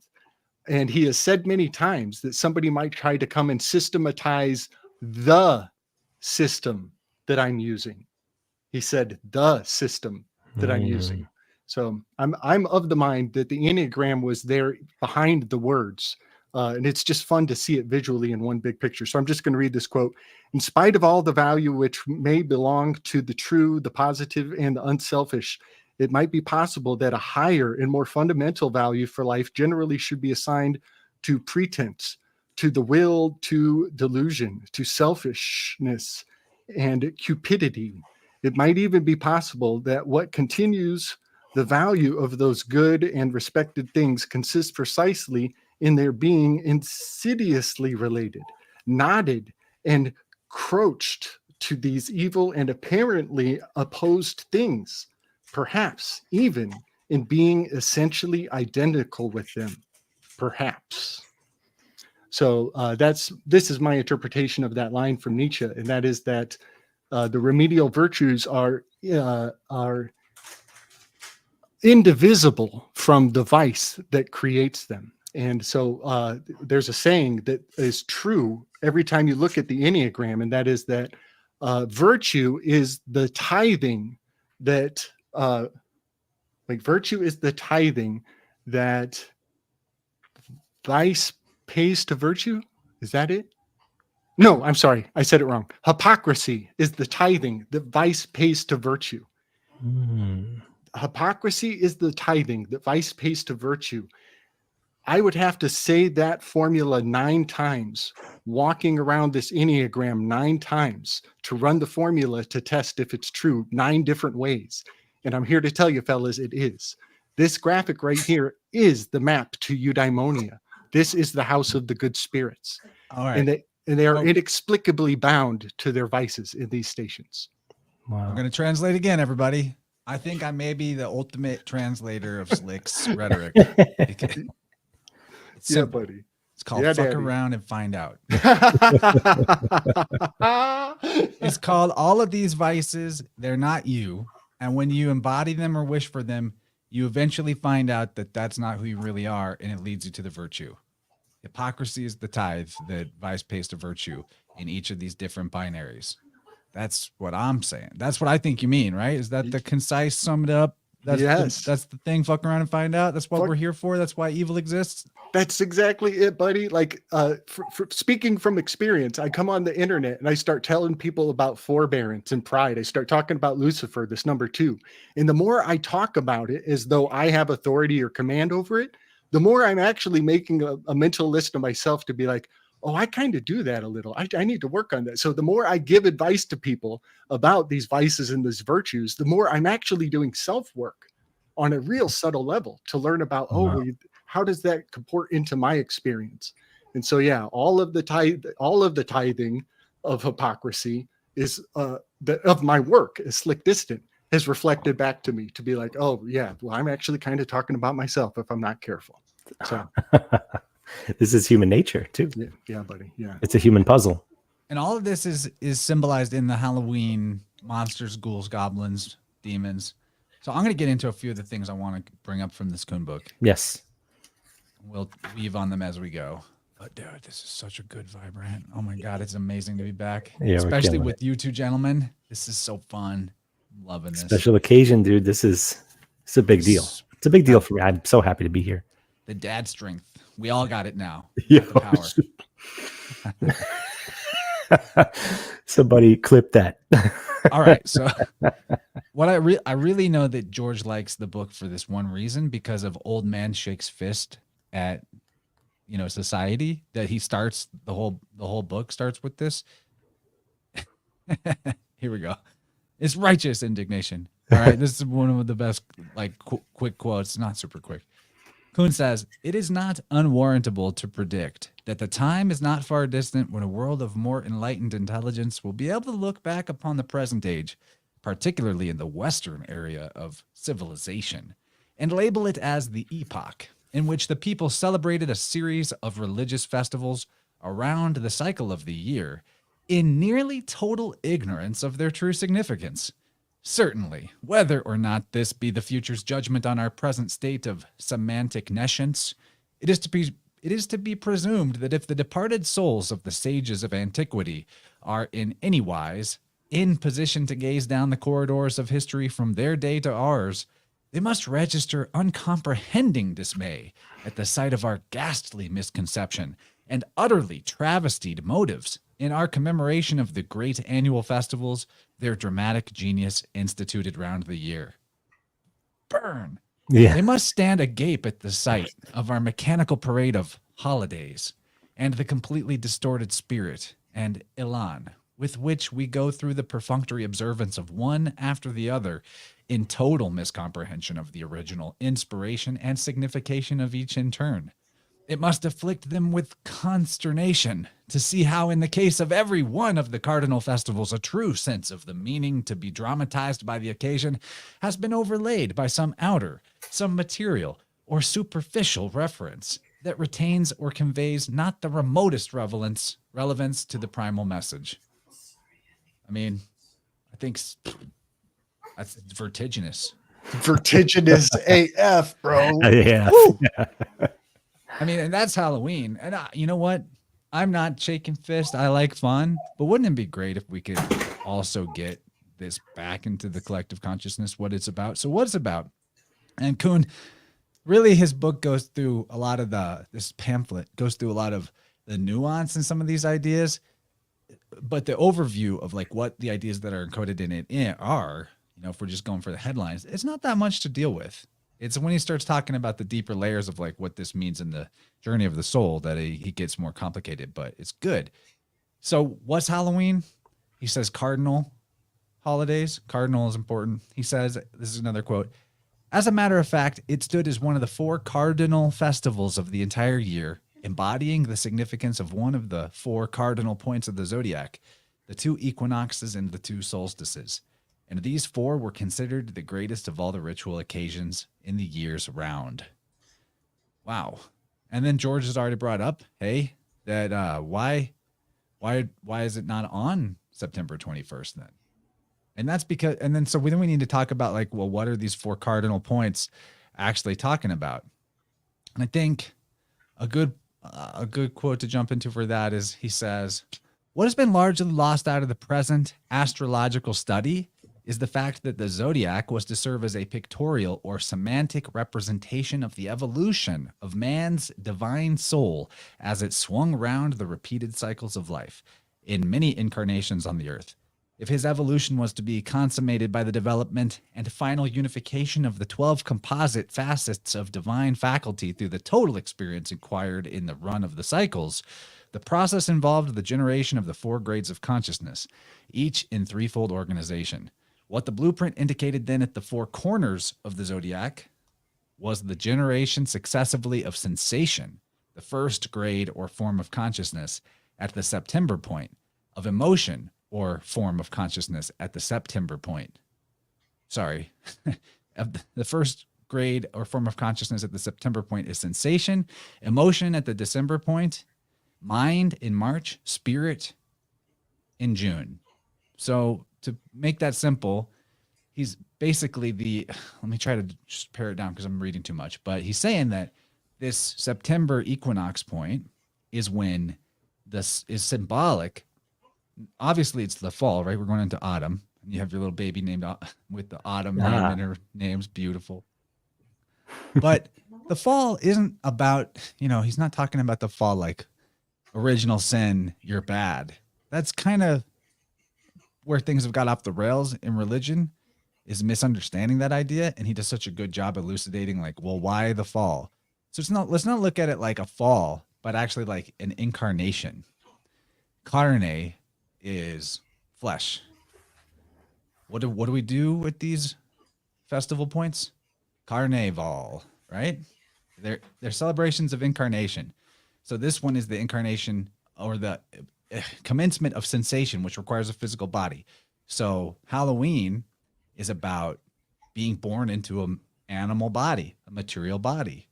And then the next day, All Saints Day, is about the ascension of the soul out of the material body and into the divine existence. What I really like, and again, George already brought this up, but it's 40 days after the equinox. So so it's clear that the ancients were saying, hey, the equinox might be the point of the beginning of sensation, but that begins at the womb. 40 weeks, 40 days. There's the symbolism. So we're not having this festival right on the equinox. We're having it 40 days later because that's when you come into the world and experience the animal body. But you started 40 before, right? Right. Right. So I think this is all super cool, beautiful symbolism that that is basically implying that there's a philosophy here that souls, you could say allegorically or metaphorically, that they descend into bodies, right? And that which is dispensing the souls is an eternal unity of all soul, or the world soul. But in another sense, the body is growing a soul. And that's what this is talking about, that like the way a flower isn't there when the bud first grows, right? Like there's not corn on the stalk when it comes out of the ground. The body grows and then the fruit is born out of it. And that fruit is your soul, is your spirit. So one of the things he talks about in this book that's so cool is like the symbolism of all the monsters and goblins and all the things we dress up on as is representative of how when we come into this world, we are actually we are handed over to be governed by lower demonic forces. And that's not a bad thing, but they're actually our teachers. They're tutelary spirits. Yes, the archons are real, but they're not there to imprison you. They're there to teach you. They're your sensei. This is a dojo, right? And so that's what's being celebrated by all this, monstrous iconography, is that we're saying, like, yeah, we're in the body. We're here to fuck around and find out. And then tomorrow we're going to raise up to our sainthood on All Souls Day, right? We're coming through the darkness and then let there be light. That's why we celebrate the Halloween stuff at night. And then the next day is the All Souls Day. So I'm trying to recapitulate this into as best of a summary as I can, but it's a really great read. And he goes into so much more detail about this. Chance, I want to weave on that aspect of like, they're here as your tutelary guides, or like, give thanks. Yeah. Right. Be joyful for powerful enemies. Over the past month, actually this entire time frame we're talking about, like starting with the equinox of the fall, moving all the way through to November 5th, is a very long duration meteor shower. It's called the South Torrid meteor showers, and it's actually kind of fading in and out periodically. It moves around ever so slightly, but its origin point is essentially inside of Cetus. Cetus, which is the sea monster. And I powerfully correspond Cetus to the Leviathan, to Hobbes' Leviathan.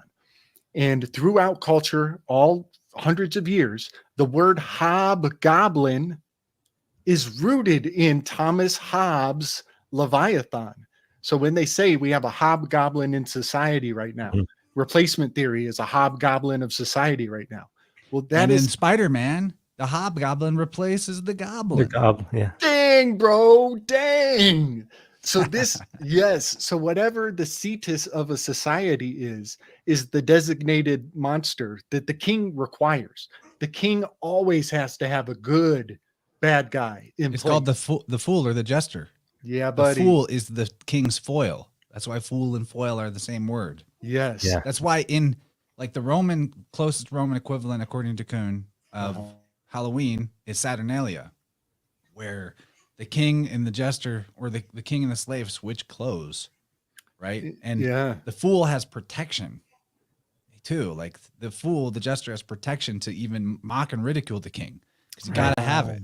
You gotta have these lower forces that are testing you and forging you, and you have to accept that. Like if we were to Zardoz this place to a perfectly pure, go watch Zardoz if you want to know the end of transhumanism. It's called sterility and oblivion. Like if we were to make actual perfection where there's no more wants, no more hunger, no more problem, no more vice, it would all end. It would all end. So like there's a real sacredness to what we call and muddy and sully with this sort of religious concept of sin. I'm not telling you to go do sin, but I'm telling you that like folly, evil, mistakes, sin, they're all necessary for the soul to grow. Otherwise, there ain't no souls. There is no birth. The perfect society of the transhumanists in Zardoz with you know the red diaper wearing Sean Connery, one of the greatest movies of all time, they are completely sterile. They have lost the ability to reproduce. That is unbelievable symbolism of what we're talking about here. Sure. And Right. you know, The Kuhn gun and mentions the the penis fool a is lot the same thing. Yes. Another thing. So I just want to point out that this meteor shower taking place in the symbol for the social contract at large happens every year. It happens every year. And its pinnacle of its expression is on the 5th of November every year. And this year just happens to line up that the pinnacle conflagration in the symbol of the Leviathan, in the symbol of the hobgoblin of the social contract, it happens every year. And this year it just happens that the elections land on the pinnacle of that cosmic conflagration. And I'll never be done appreciating this, but I'll say one last thing. Leviathan is the infernal name for envy. It's number 4. This is where Democritus, the guy who invented democracy, the mocker at large, that's one of his nicknames, is the mocker.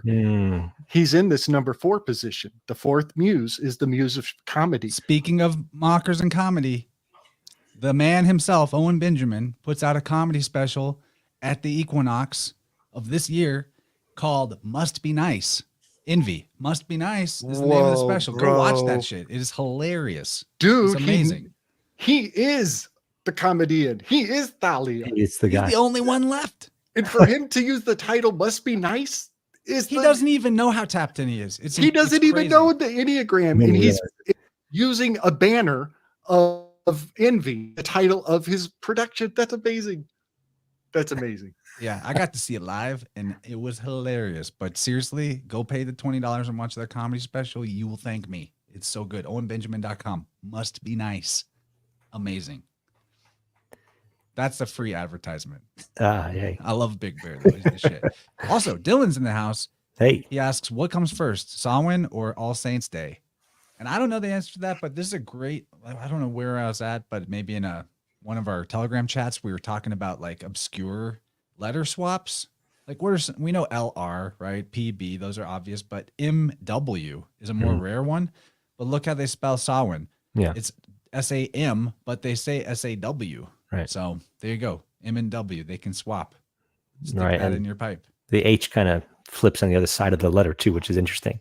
And one thing that is in the book that may answer the question or it may make it more nebulous is that he likens All Hallows Eve to when you're ready to go on a trip, you prepare for that trip the day before. So they go hand in hand. They don't exist without two sides of a coin. Or if you want to think of it in a Saturnalia term, perhaps the ring of Saturn divides that little circle directly in half, the two different halves of the same thing.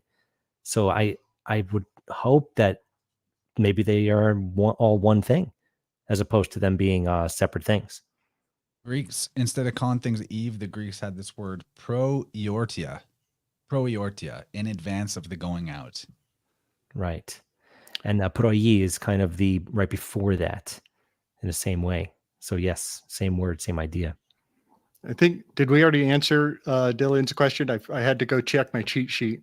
I have Samhain is the 31st, so that comes before All Saints. Samhain comes first, but he's asking maybe what came first in terms of when it was invented. I Dylan see. says All Saints Day was moved to November 1st by Pope Gregory III during his reign, 731 to 741 AD.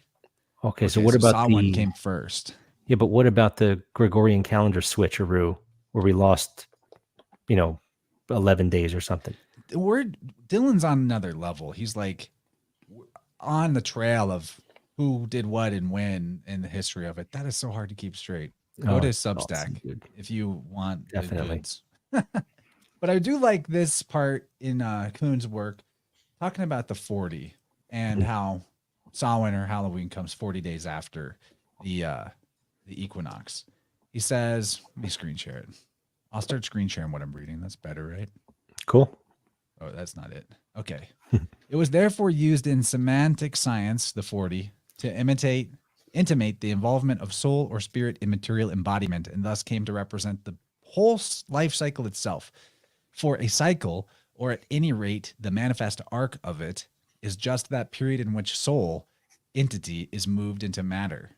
It would dramatize the whole duration of any cycle of birth, growth, maturation, decay, and death, the entire span from birth to death.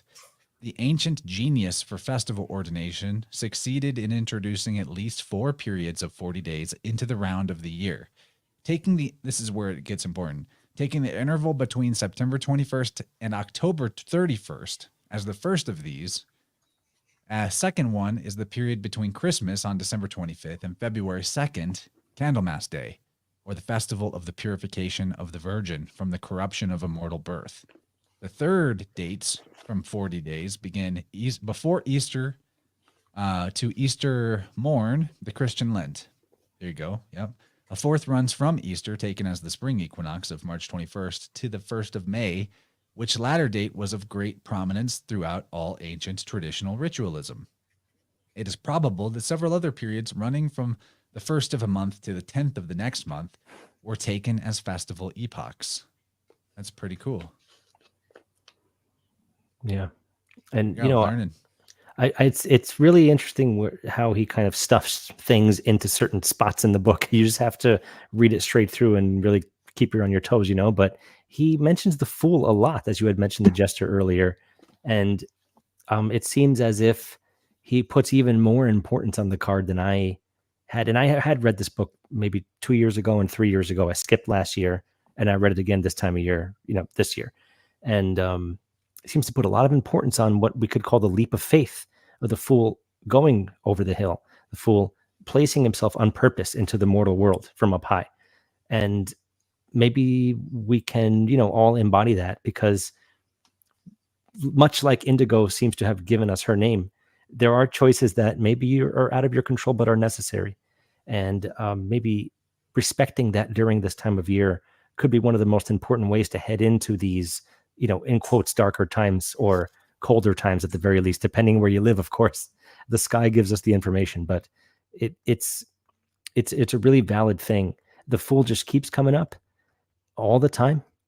I mean, and a few other cards too. It's But esotericism too of it's opposite day esotericism, where what's the highest thing you can imagine? It's the soul.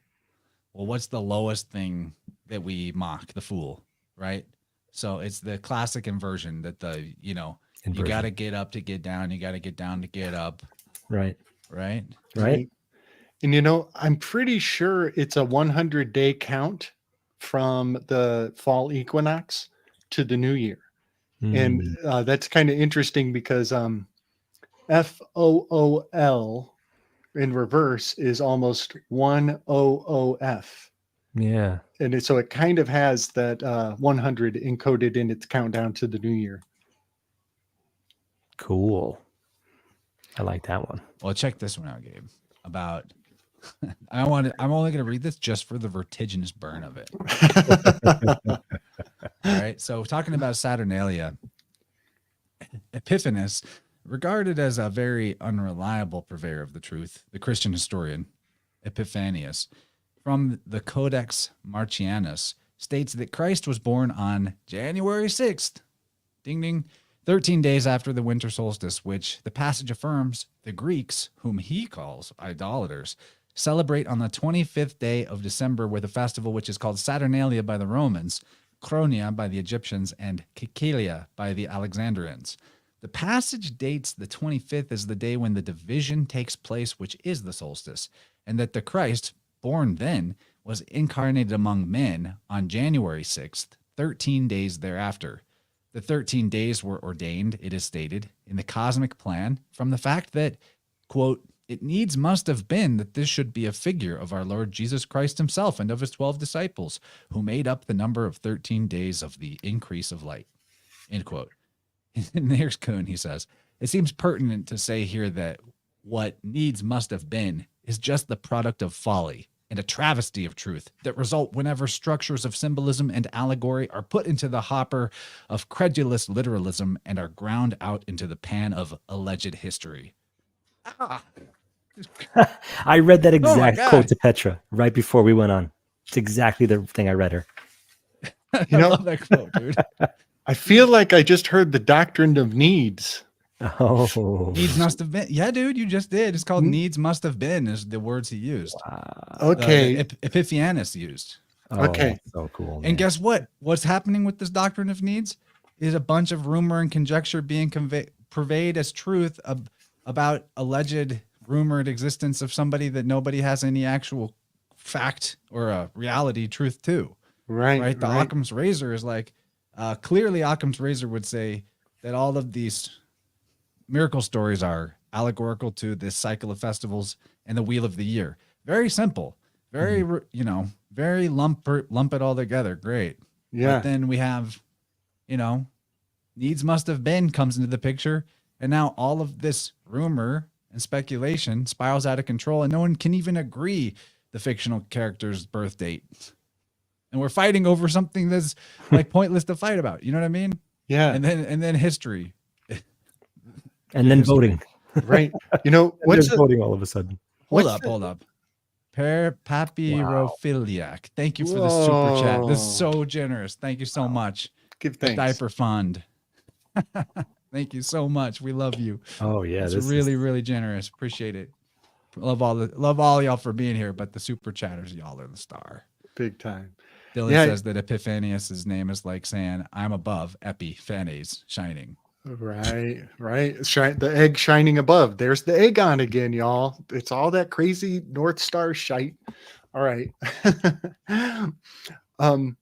So, I'm pretty sure it's in the symposium that I think it's Agathon, maybe, who says that love was born out during a party, during a festivity, that one of the gods, I forget his name, he falls asleep, he passes out, and it's actually a goddess whose name is like homelessness or poverty, or also maybe her name might be needful. It's basically poverty. Right. Yeah, Her name is poverty. plenty and poverty are the two gods that Socrates is on about there. Right. Now, I just want everybody to keep this in your pocket down the road as you're researching. Keep in mind that the doctrine of necessity is alive and well. It's alive and well. It's based on a bunch of bullshit, but it's alive and well. It's altering the fabric of the landscape ahead of us, and we can anticipate its behavior. And it was commemorated in Plato's Symposium.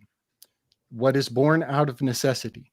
And this is kind of it's basically whenever they want to make an excuse for an emergency. And let me tack on is really too. what that translates to. The needs must have been doctrine of necessity. The dawn. This is Q, because it's like, all right, our guy here, he's warp speed maga jabbing people.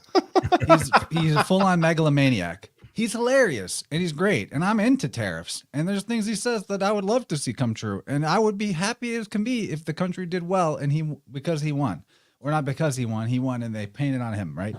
But all of the stuff that is bad, that's obvious, like crazy, that he's done or said or allowed, guys, cooties happen on his watch. Lockdowns happened with his blessing.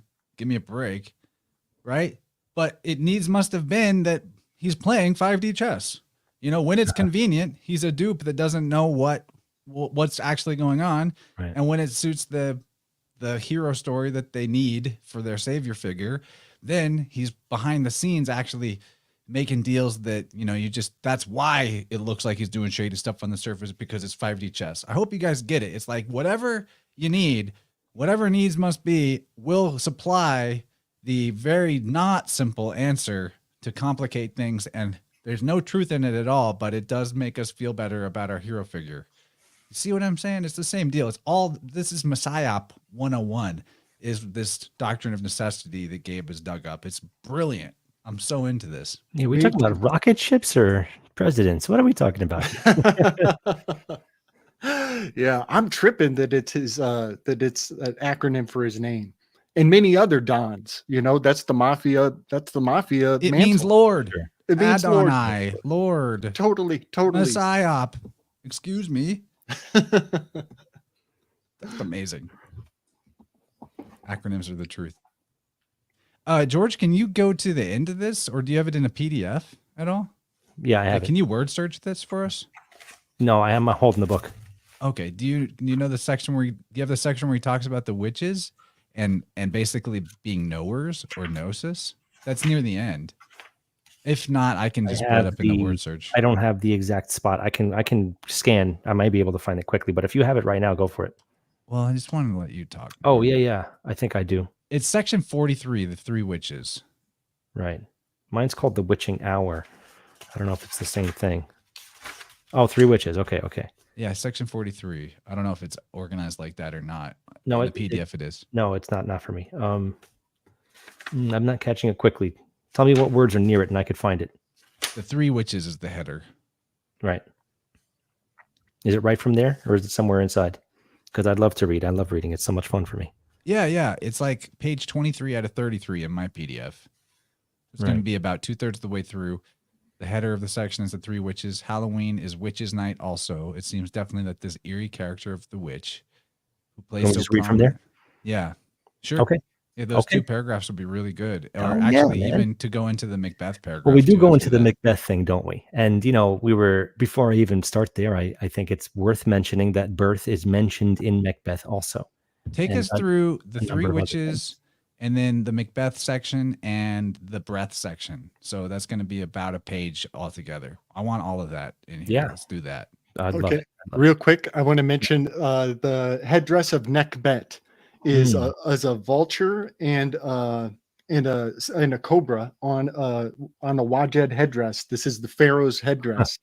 And when RFK came and shook hands with Trump, that was the vulture meeting the cobra, and it happened on 8/20 on Vulcanalia, basically where the Analema makes the X. Wow. And so the vulture of Vulturnalia is RFK. And then old Trumpster is the serpent, the snake of pretty much Hydrus, I guess. But I just wanted to share some of that. Yeah. I want to Oh, say that was hi to interesting. my daughter, Gracie. Hi, Gracie. Hi, She's watching Gracie. the stream and Hello. she's awake. Jen says, Hi, hi, Gracie. Gracie. Hi, Jen.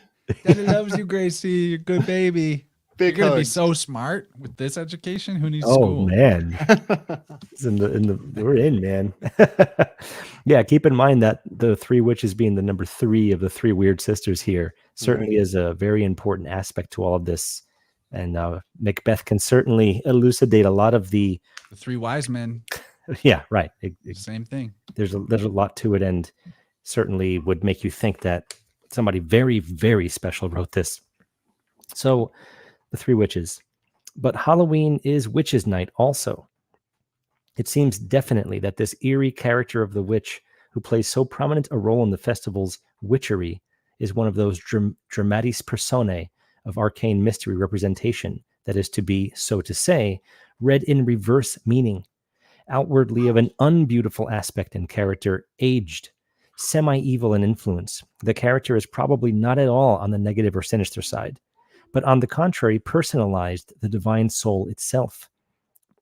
It may be said that she is the god in disguise, the deity masquerading in what the ancient sages denominated the feminine phase of the soul's life. Matter was universally typified as feminine, as indeed it has to be, seeing that it performs the mother function in all living creation. So that when the soul, charactered as masculine always, descends and clothes itself in material body, it is allegorized as having turned feminine.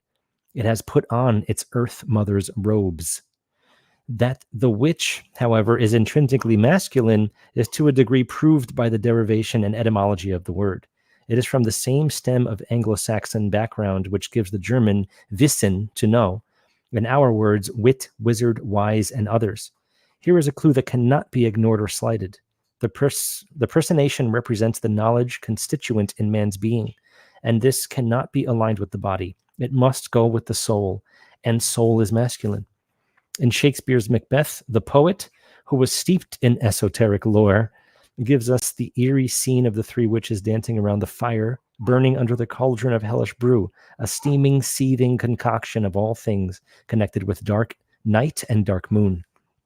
These poetize the animal or natural ingredients which nature has thrown together to consummate the human being.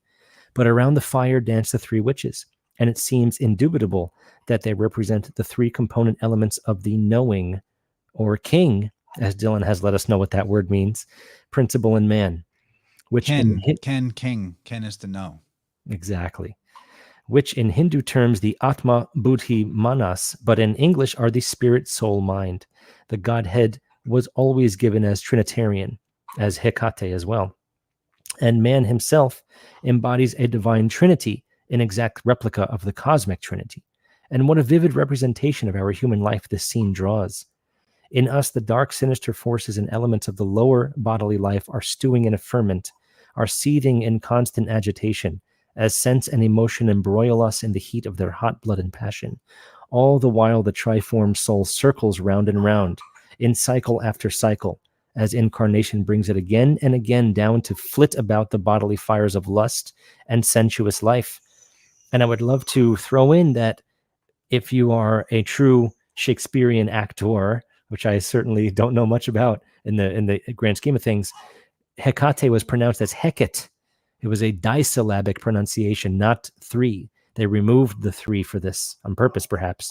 And I venture to guess that maybe the word heck came from this Hecate instead of Hecate.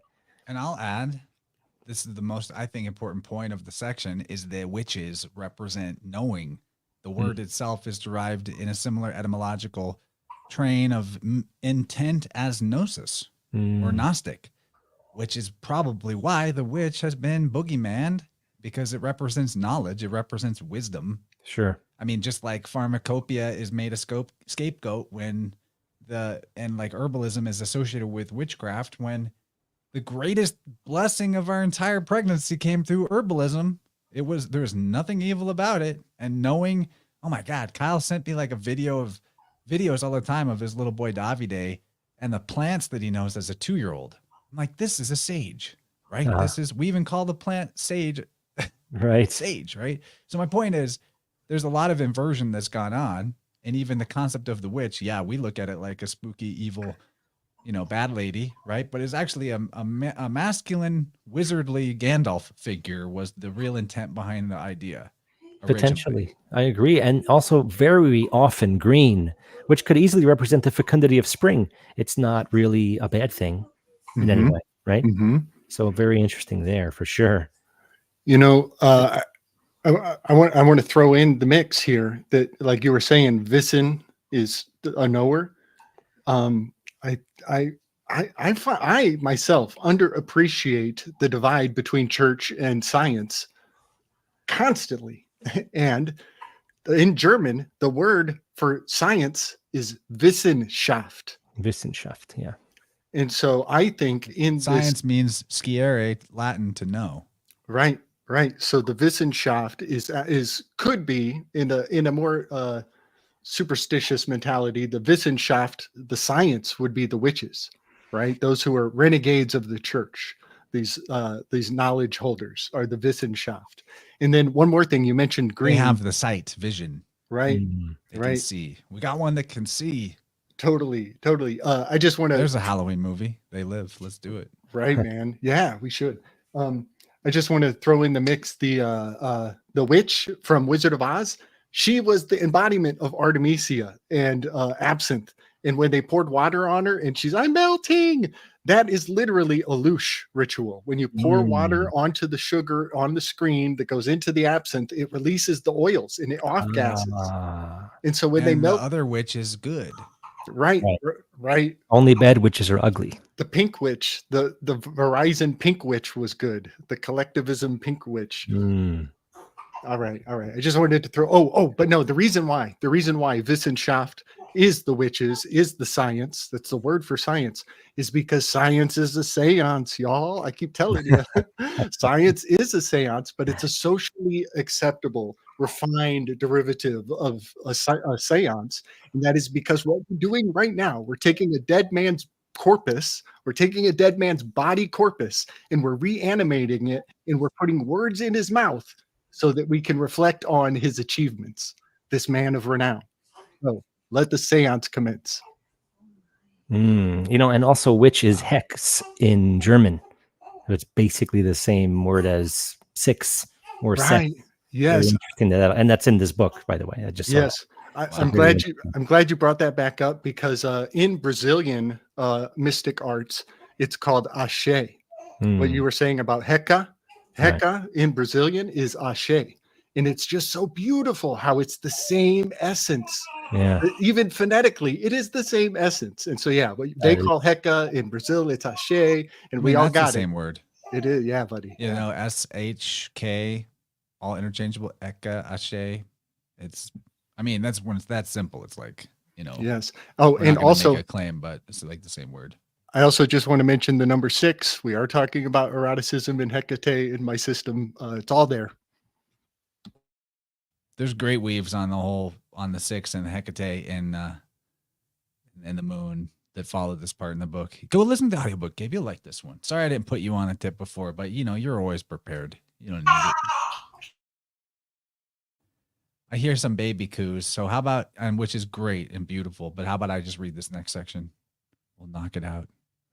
We are told that the witch comes riding through the skies on a broomstick.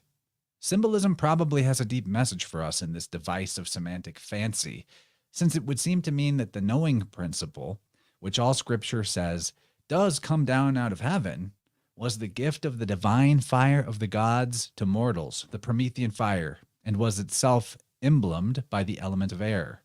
All words for spirit, soul, and mind in nearly all languages are the same as for air, wind, or breath, as in Latin, anima, Greek, pneuma, Latin again, spiritus. The latter from Latin spiro, to breathe. Man, spiritual, is composed of the essences typed by fire and air, the natural man by those typed by water and earth. And we can well think that the knowledge principle could be depicted as coming down from heaven to make a clean sweep of all the noxious impurities of the carnal nature. Knowledge is ultimately the only broom that will sweep out the psychological muck and dirt of the animal obsession. If this is not the basic meaning intended in the witch and broom item, the recondite reference of the construction must be occult indeed. That mind is the agency indicated as sweeping out, cleansing, purging the filth and rubbish of the animal self is evidenced universally in the literature of the ancient wisdom. One of the 12 labors of Hercules was the job of cleansing the Augean stables. Power weave. And he actually gets into like the hero gods or demigods and all of their trials by animal, or, and then anthropomorphized animals and such. Like this is definitely esotericism about the animal body and the soul, like that dichotomy. But what I love about Kuhn is he's not boogeymanning any of this or making any of this bad or evil. He's like, this is how it works. This is how you grow. This is a necessity, and it's good. It's all good. It's good. He's good. He knows what he's doing. He's very good wordsmith. I think he should be more hallowed along the lines of the people that usually are in this respect. It's good stuff. Okay, so there's a comment here in the chat. I want to preface this. I'm not calling you out. Lots of people pass this one around, but this is just a Dawn example of Gabe's thing. Etruscan Vatica goddess preceded Vatican. But there's no ground to this. The Vatica thing was like a blog post years ago that got popular, turned into a meme, and passed around. There is no Etruscan Vatica goddess. There's no inscription of Vatica. Nothing of the sort. So this is not calling you out. Like I thought that until Dylan corrected me. He's like, this doesn't exist, man. So I know it's very tempting to be like Vatica, goddess, underworld. But there's no evidence in archaeology or inscription or artifact or writing or anything. It's just an internet, truther thing of this opposite of Occam's razor. Right. It feels like Occam's razor. It masquerades as it's like, oh, this would simplify everything. That's where Vatican comes from, and it's underworld goddess. But it's actually the opposite. It's complexifying something with a non-tangible, not real thing. I have to disagree. Oh, really? Totally. I mean, it's like it's right in the word, and you're being told not to believe the word that you're using is the word that it means. But I'm saying that there's no Etruscan goddess, there's no inscription, there's no artifact, there's nowhere where this word comes from. But on the map, right under Rome, is Sicily. That is right under Rome, right under the Vatican, right underneath on a map is where the mother of all monsters resides. Well, that is true. I mean, the Vatica.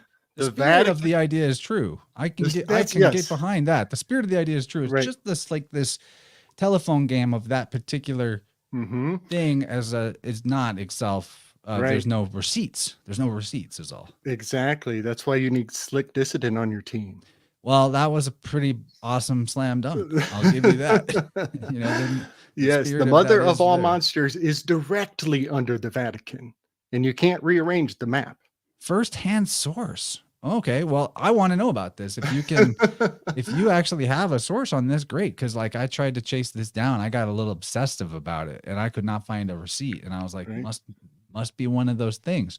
I'm open to be wrong about that. I'm definitely open to be wrong about that. We can build this out right now. Like pylo erection is the goosebumps, and the goosebumps is what the church wants to have a monopoly on. Every time you get the goosebumps when you see the American flag at the turning point in the movie, well, the Vatican, they want your goosebumps to be associated with their words. And the goosebumps, the language for goosebumps is the porcupine, Chance. It is the porcupine. It is the echidna. It is the Vatica. I can do this for days. I don't need the internet to prove me right. I could do this for days. Let's go some rounds. So pylo erection. Am I saying that right? Paleo erection is when you get the goosebumps, is when the hairs on your back of your neck stick out. And the physiological description of what that is describing the porcupine. And when you see a porcupine, you should have that reaction. You should be, whoa, shit, nope. You should have that recoiling instinct. It's at the bedrock of your epigenetics. And so the Vatica And the goosebumps have been monopolized by Kirke for a very long time. I also don't dispute that the whole Christianity Vatican thing is founded on an underworld idea, because that's the god and goddess of the underworld is the foundation of all the cults of antiquity. That's fine. It's just that one thing. But I would love it if you had a receipt on that and you wanted to email it to me, chance@innerversepodcast.com. I would like to know more, or even just your anecdote about it. I'm very interested. I wasn't trying to like call you out as wrong. But guys, we gotta like close up shop. But I got I one was more. supposed to go shorter for my, help my wife and the baby stuff. I want to say too much fun. I want to say one more thing. This is why Catholicism is not Christian. This is the biggest lie we tell ourselves, because Christians leave the dead for the dead. They do not build an empire on the dead. And that fundamentally is why Catholicism is not Christian. They are not leaving the dead for the dead. They're holding the dead ransom. And Dylan just busted out the archive.org that is now functional again. This word Vatica comes on to the language scene, like people writing it as a word in 2017. So this is when the rumor got passed around with the blog. Right. You know what? The first use of the porcupine for the paleo erection description is in Macbeth. It's in Macbeth that this is the first time they use it to describe this porcupine phenomenon. And the word for it is basically Palpatine. Back then, the word that they use for the porcupine phenomenon is almost the word Palpatine. I feel bad for people that haven't been with us for a couple of years that know all of the like echidna Medusa weaves that have gone on in the past, so that their minds are gravy right now, and everyone else is like, what the fuck are they on about?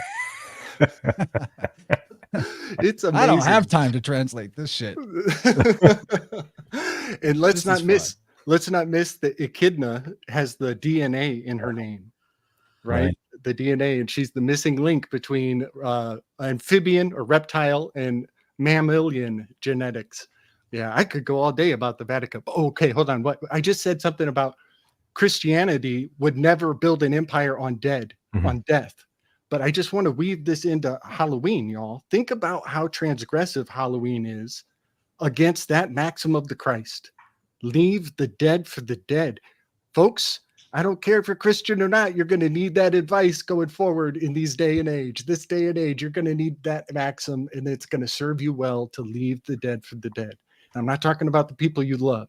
I'm not talking about the people in your immediate circle. I'm talking about don't let some headline outsource your concern, because that is the game. So that really kind super chat we got earlier from Paper Philiac. I really like your channel. I looked at it, and my wife would really like this. She's super into journaling.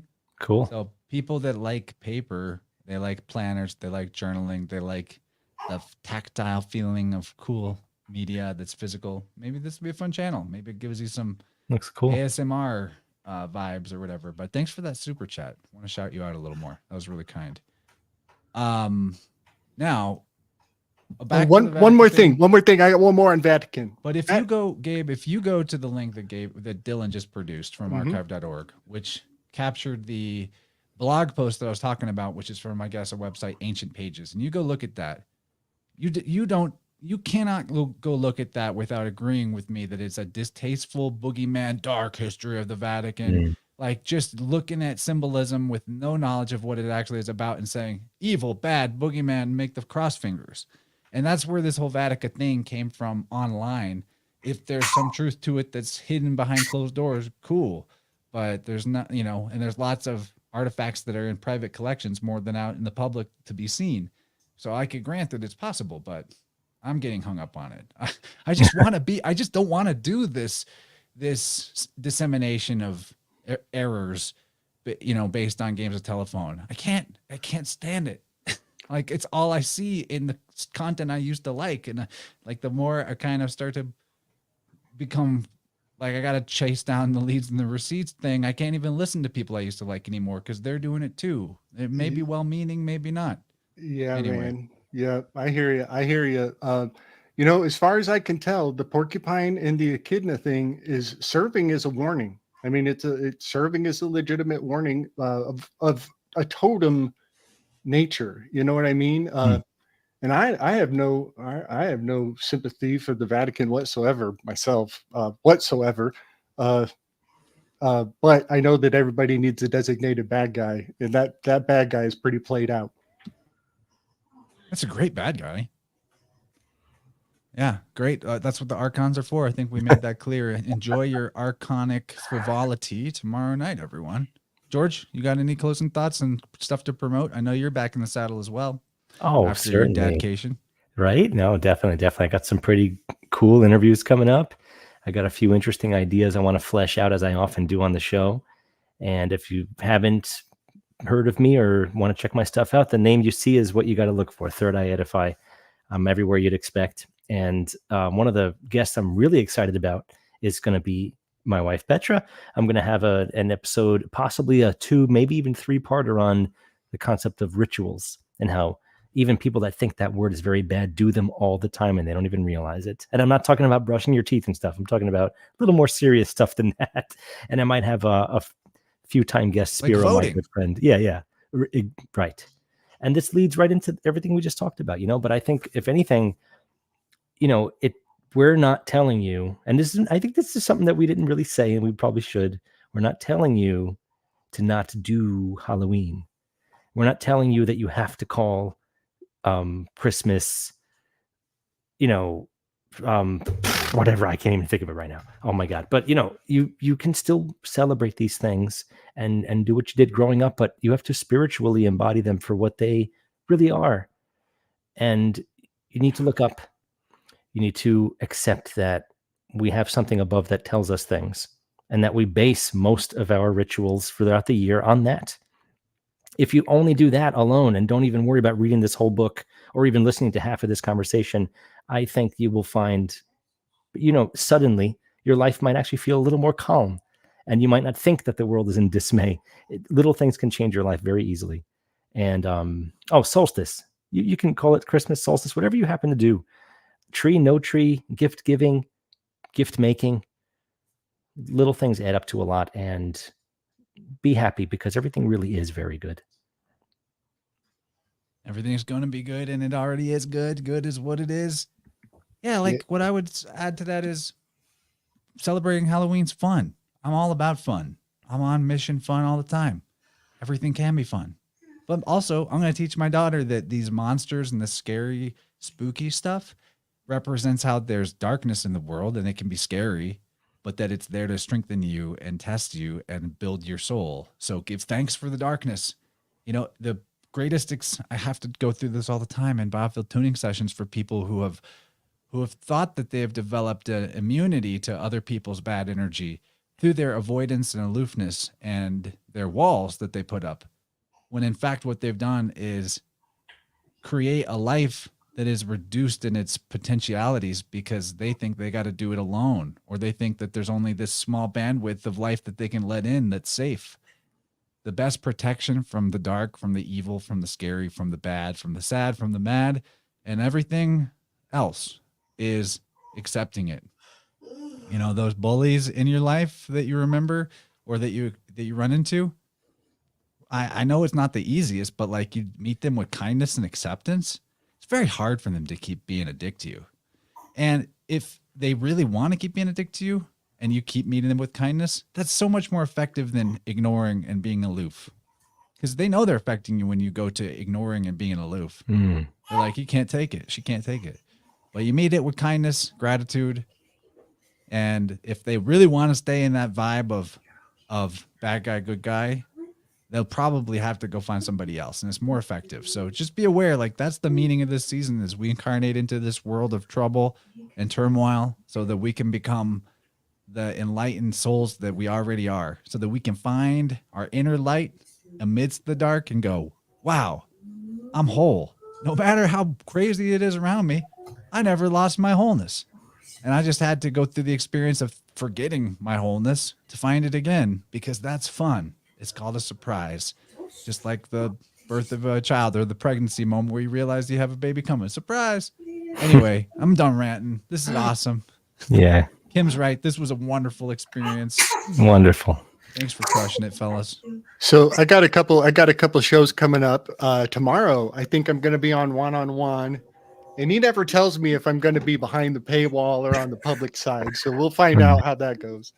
And then on the 8th of November, I'm going on with Emily Moyer, and I am so excited to rock with Emily Moyer. It's very fascinating, guys. The week that we locked in the date to do the show was the same week that my kiddo started her tennis lessons. And Emily Moyer is a tennis enthusiast. So now I got to go and learn. I got to learn tennis so I can speak tennis language. So yeah, that show's going to be a lot of fun. I think we're going to talk about, well, by that point, we'll know some things about the election.